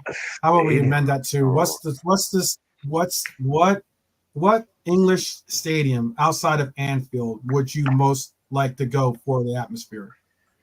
the best stadium I I'm was ever probably in was the New Camp. But yeah, I was in the New Camp, so that's definitely the best stadium I've ever been in. mm, Yeah, that thing is oh, like that's crazy. That's huge. That's yeah, Mhm. that's but where would I'd love to go to if you were to Kingdom. say you can go somewhere tomorrow, I would go to an Istanbul derby. That's what I'd go to. Fenerbahce versus Galatasaray or Besiktas versus right. Galatasaray. That's what No, I'd no, go no. to. In England. In England was the question though. Oh, in In England. England. I know I'm locking up. I know I'm locking up. Yeah. St. James's Park.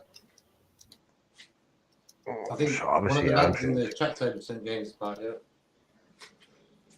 Yeah, that'd be all right, I suppose. James is. Yeah, that'd be all right. Yeah, that'd be a good show, I'd say. Big like them against Sunderland in the cup or something. That'd be good. Mm-hmm. But best stadium I've been to this is one the page. San Siro. The San Siro is the best one.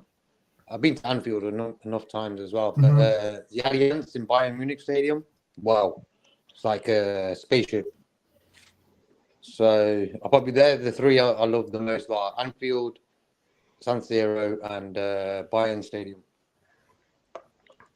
Actually, Leipzig Stadium's pretty cool as well.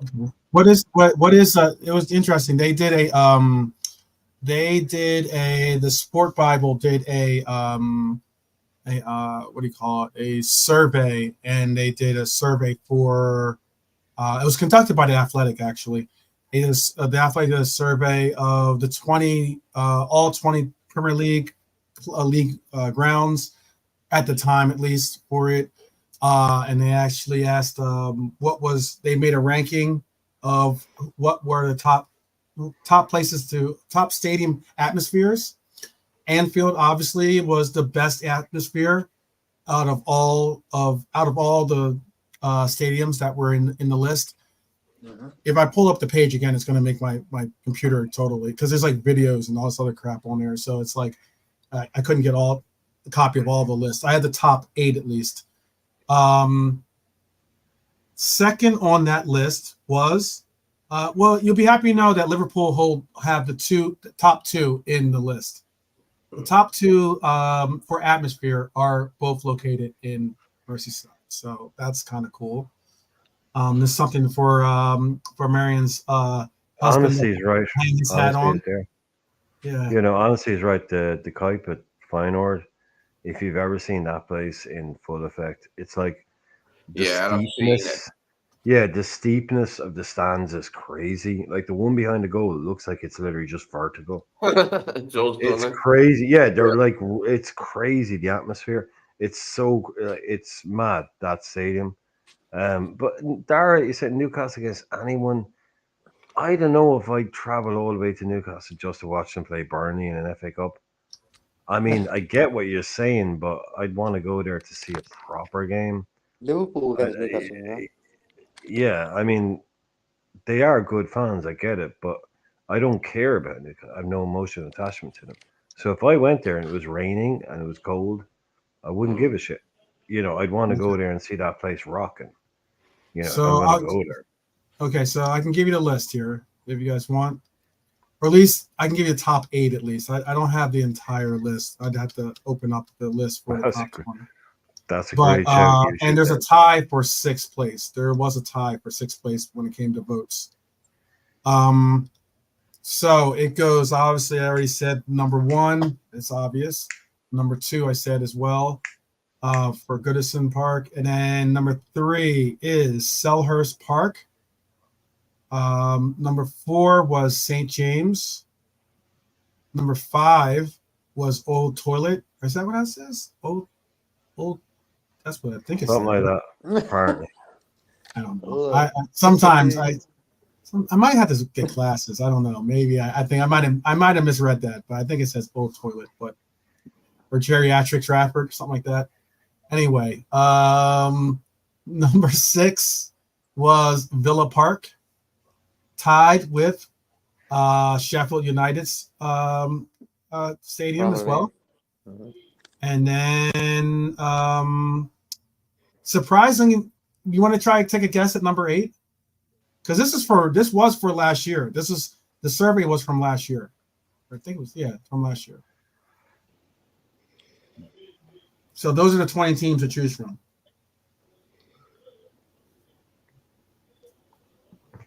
What do you think is the number? The 8th best atmosphere in the league. All those teams. Spurs. You know, Spurs new I stadium. think Spurs were top 10, but they weren't. I think they're like number 9 or something, or 10. Oh, okay. The Spurs new stadium have much of that safe standing room, you know, because it's like a very new stadium. Does it have that safe standing like all around, or is it just Spurs is probably the most. I'm not sure. Actually. It's the closest thing to like what they do in Spain with the new style stadiums, all-purpose stadiums. We need to have more of that safe standing at Anfield, like, because it'll improve the atmosphere. It's just so much better. Yeah. You're more inclined to chance. Like we all know why Emirates is not number 8. Emirates is not number 8. Who else was in the freaking league last year? Oh, Fulham. Fulham is not number 8. Well, I thought this was interesting. There's one. I'll let you guys get one more guess. Okay. I'll give one more guess. JK, you haven't really taken a guess. That's why. I don't think you took a guess. JK and Lee, take one more guess. Chelsea, and what's your guess, Lee? Ellen Rose. They weren't in the league last year. They weren't in the league. Oh yeah, they got. Surprisingly, that Luton got voted as the 8th best. Oh, Luton, of course. Yes, that makes total sense. Yeah, tiny little brown, loads and fair play to him. Makes total sense. Yeah, standing in the back garden of some people. You know what I mean? Yeah. Mad. Imagine the noise. Imagine sitting there in those houses having your cup of tea and they score a goal. Oh yeah, you can. Yeah. Jesus, I mean, yeah. Isn't that kind of what? Isn't that sort of what you can tell? You kind of get that vibe for Selhurst. Isn't that the same thing for Crystal Palace's spot? Selhurst Park, yeah. It's top atmosphere. Yeah, they have the home ground. I think what's it called? It's a Holmesworth end. Jake, is it the Holmesworth? Yeah, it's the Holmesworth end or Holmesworth section where it's basically drummers. All pyro all the time. It's chanting. It's pyro. It's non-stop. It's like the Germans, the way they do it. Yeah. I think it's the Holmesworth end or something like that. Yeah. Oh no, they know it's like this is what we do. We sing, we do pyro, and we don't even watch the fucking game. We sing and we do pyro. It's non-stop. That's what they do. We could be 5-6-0 up or 3-4-0 down. It's the same shit. The vibe does not stop, and that's their whole thing. No one else does that. Yeah, they do. They are like you ask probably some Premier League players. They'll say playing at Palace is amazing when it kicks off. These guys are human. They're like, this shit is crazy, man. These guys are nuts. All the chanting. I'll just say this. Unfortunately for Dickie, Bournemouth was last in that vibe when it came to it. I put the rest of the list there. I did just do quick copy and paste. Dickie's team did not was voted as the 20th best atmosphere in the league last year. There's the list. Tottenham was tied with the Wolves. Forest was came in after that. Then came Emirates. The Emirates came in the 12th. Stamford Arsenal. Bridge came in at 13. The Oh. Etihad came in at 14 with their half full stadium. 15th was Brentford. 16th was West Ham. 17th or tied at 16th was Burnley. Then came Fulham at 18th. 19th was Brighton, and last was Bournemouth with the pride of Dickie. Pride of Dickie. So there you have it. There you have it. Interesting list, though. So you said you wanted to go to St. James. St. James is the stadium you're going to, Brian. You said. No, that's Dara's thing. Oh, that's I was talking to Dara's. Dara. If you had to go, if the one. Oh, I'm going to Istanbul, dude. That's where I'm going. I don't care. Yeah, I spent in England. Yeah, But I thought the English. I heard the Istanbul one. I didn't know. I didn't hear you. Right. Okay. An England one. I would like to go to. Luton. Yeah, I like Luton. I'd like to go to Kenilworth Road before they tear it down and go to their new stadium. But yeah, I know they're gone now. But yeah, those are the real ones. So if I can't go there, I will go to Palace. Thank you very much. Okay. JK, I'll make sure I heard yours right. What was your selection for England? Other than Covington or something? I'll probably go Sellers Park, you know. Okay. Yeah. Okay.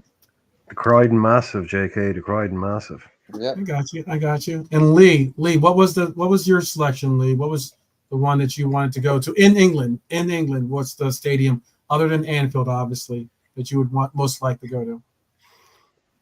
Yeah, St. James's Park. I agree with Dara there. It's a good one for atmosphere. Okay. Goodison's good for atmosphere in a derby.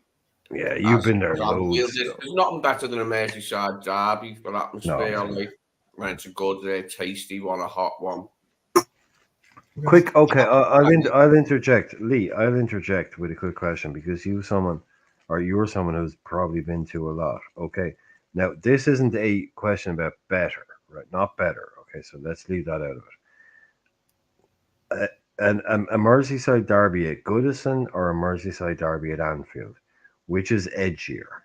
Not better. I like the Goodison ones because you're on enemy territory. The last time I went, it was moody, and it was.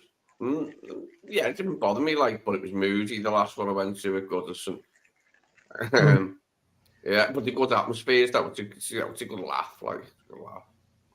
But they're not bad. Even say you were kind of an unknown. Like where is the kind of more kind of it might get a bit tasty afterwards atmosphere, or is it ever like that? Because I don't think it's ever like that. Really, is it? I mean, they're all when the game is over. It's like there's no fighting. There's not. No. Just people, very self-righteous people, going on at each other, going, "My club's better than yours. You're a bastard. Go away," etc. But it's good fun, nevertheless. For those reasons. Yeah, because the way I see it is like you might be giving out some guy because he's an Everton fan, but he's going to be with his daughter who's a Liverpool fan. Or with his cousin or something. She's going to someone stand beside him was also wearing a Liverpool top. It's like, come on, Dad, or stop fighting. That's the way I always think of it. It's like, well, I go undercover with me. I used to when me and my dad used to go to the match together because he's an Evertonian. But obviously no one knew I was a fucking Evertonian when I used to go with my dad. So I'd just go and watch it with him. But it was always a decent atmosphere. Good, and their fans did make me laugh. Some of the stuff they sang at other clubs and players and that. Did they not know? Did they not notice when you were clapping when Liverpool scored? Wasn't that like the telltale sign that maybe I don't think he roots for the blue? I don't think I've ever been to derby with me dad.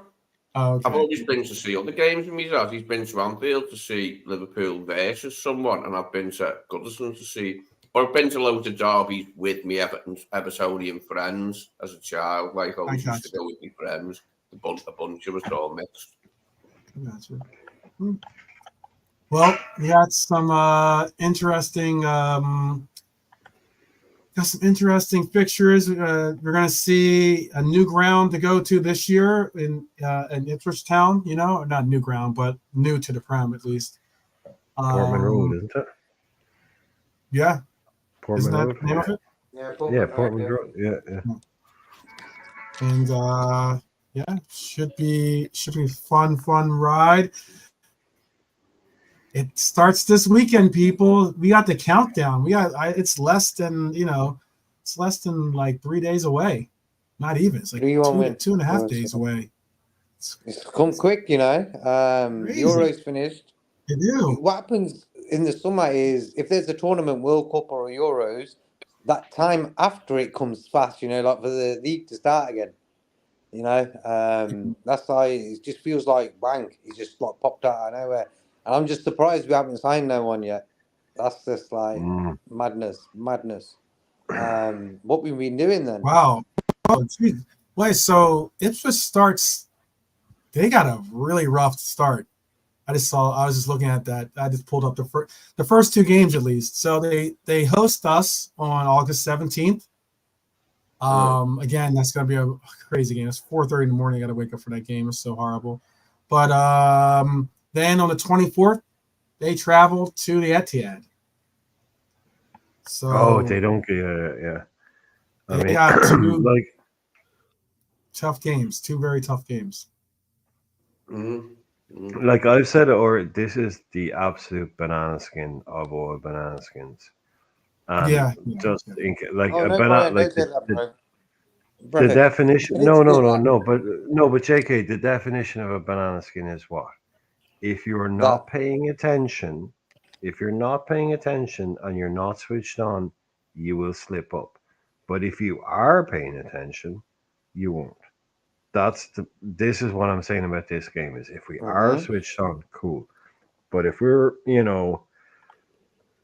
it's first game. Yeah, we need to be, because they are coming into this off the back of a crazy 2 years. Like this isn't going to start. This is like you're going to have a final full Portman Road. Yeah, this is literally them in the FA Cup final. The atmosphere there is going to be off the fucking scale. It is. Like the atmosphere at that game is going to be crazy. They're baying for blood.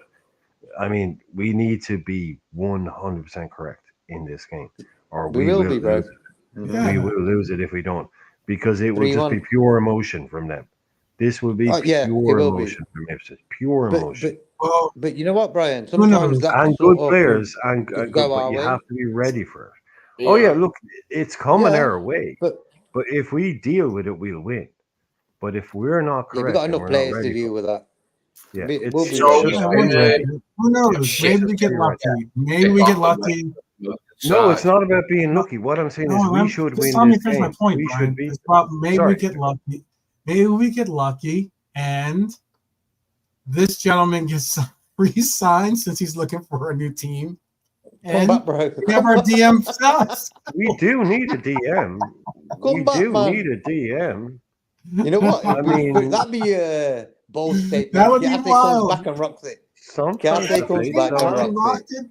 Oh my gosh, that'd be awesome. Now I'm gonna phone him the bro. Come, gets a Player of the Month award or something. Oh, that'd be mad, you know. I'm taking him. Yeah, that'd be hilarious. He looks significantly older now, doesn't he? Lee, I was literally about to say what you've just said. I was literally about to say he looks about 48 years old now.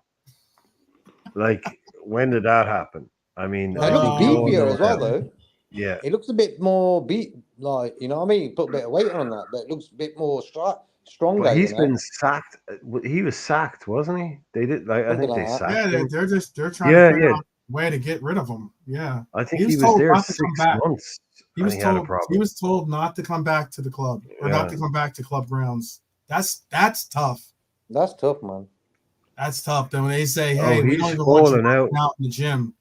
Yeah, he's falling out with the whole lot and trying to cancel contracts, and they're like, "Dude, you're not." So what's he going to do now? Then you think he's going to come back and anchor our midfield, man? Like he was. If he does it, come on, do it, man. Naby Keita. We're going to have Hendo come back. We're going to have them come back on 2 frees. Yeah. Boom! There's our big signings.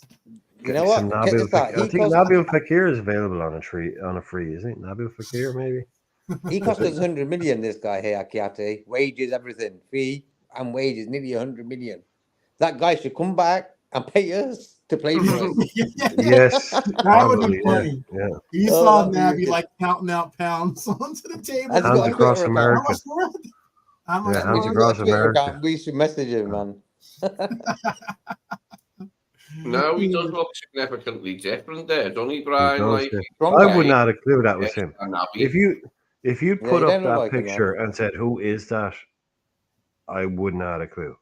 I'd have probably said Naby Keita's dad. I've never seen a ball. No, but I've never seen a ball Naby Keita. I've never seen him ball like that. I mean, what is that? Yeah. That's a Wolfsburg kit, isn't it? Yeah, that's a Wolfsburg kit. Yeah. Hey, look, when you leave Liverpool, 99% of the time doesn't really work out unless your name is Alonso McManaman. That's about it. Werder Bremen, right? Bremen, it's Werder Bremen. Sorry, not Wolfsburg. Yeah, sorry, Werder Bremen. Yeah, it's not Wolfsburg. Yeah, but yeah.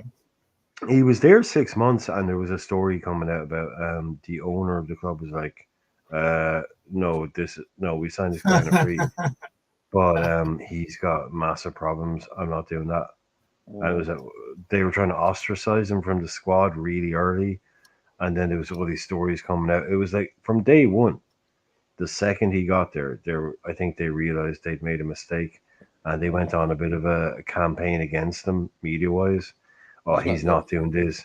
He's refusing to train. He's refusing to do this. And then it turns out, well, he was actually banned from, going to the training ground. They were saying, oh, he's refusing to train. Well, yeah, didn't work out well. YouTube name said, well, it's a pic of someone on a pic, so I never guessed it was either. That's so bad. Oh, Naby. Poor Naby. Oh, man. Well, we hope you get together, Naby. Make sure that you get your money together so you can pay the entrance fee to join the club. Who knows? Maybe we could use you on the pitch. We'll see. We'll see. I think he was overrated. I think before he came in, there was too much noise about this guy. Too much. We had to wait for him. He was another player that we had to wait on, man. Yeah, man. We love waiting on players. Yeah, not good. Waiting on players. Not good. But all right, we're gonna allow for you guys to enjoy that little bit of comedy, to enjoy the rest of your Wednesday, whether it's evening, mornings, whether you watch this on the replay. We hope that you have a great day, a great evening, and I would like to allow for the Irishman to say his last words here, parting words. Yeah, I didn't get to say it, but my oh no, I did say it actually.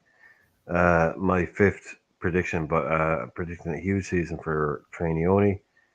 That would be my main one. Time on, and yeah, just look.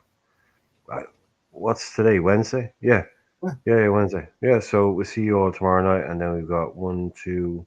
Yeah, we're gonna do a preview tomorrow. We're gonna do a preview of the upcoming game for our noonday kickoff, and then Friday's show should be cool. Friday we're gonna do a tier show, meaning like basically we're gonna do a tier show to kind of basically assess our roster. Basically, that's the best way to put it. Where we are, and where you view these players as in where you view our current squad. Yeah. And we'll get a little further into detail on Friday as to why and how and what was the reasoning for us doing this. But yeah, Friday's gonna be a good show. Thursday will be a good preview. But it'll be a great preview if you're here with us tomorrow, and I hope that you guys join us. So I'm gonna let JK say his words of wisdom. Okay. Don't argue with each other. Nah. Yeah. Top show. And what I'll do, I'll put the pin for the fantasy football as well. Awesome. Yep. I'll do that as well. So, yep. Can't wait for the season to start in 2 days. Maybe we sign someone before that. Okay. And what are your words of wisdom, Lee? And big up to George Scott. Always. Oh yeah, of course. Always. Yeah. I need to get a copy of his book Yeah, George. actually, so we can help promote that too. Go ahead, Lee. See, Yeah, yes, I'll get the yes, link up. you know, Yeah, we can promote that.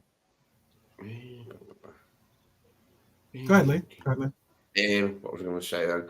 Yeah, thanks for being here, everyone, and I hope you enjoyed finding out the mystery about Bournemouth's badge and that I was able to nurture the conditions where we did find out what in the name of Bonaparte's balls that thing's meant to be. And yes, it isn't a woman having an hair dryer, and it isn't a shampoo I'd like Rasta Crab thought. It was very David Ginola. It was very David Ginola, wasn't Yeah, it? Like yeah, that's it, bro. L'Oreal Ginola. and kind of wash Yeah, and yeah. go kind of vibe to it.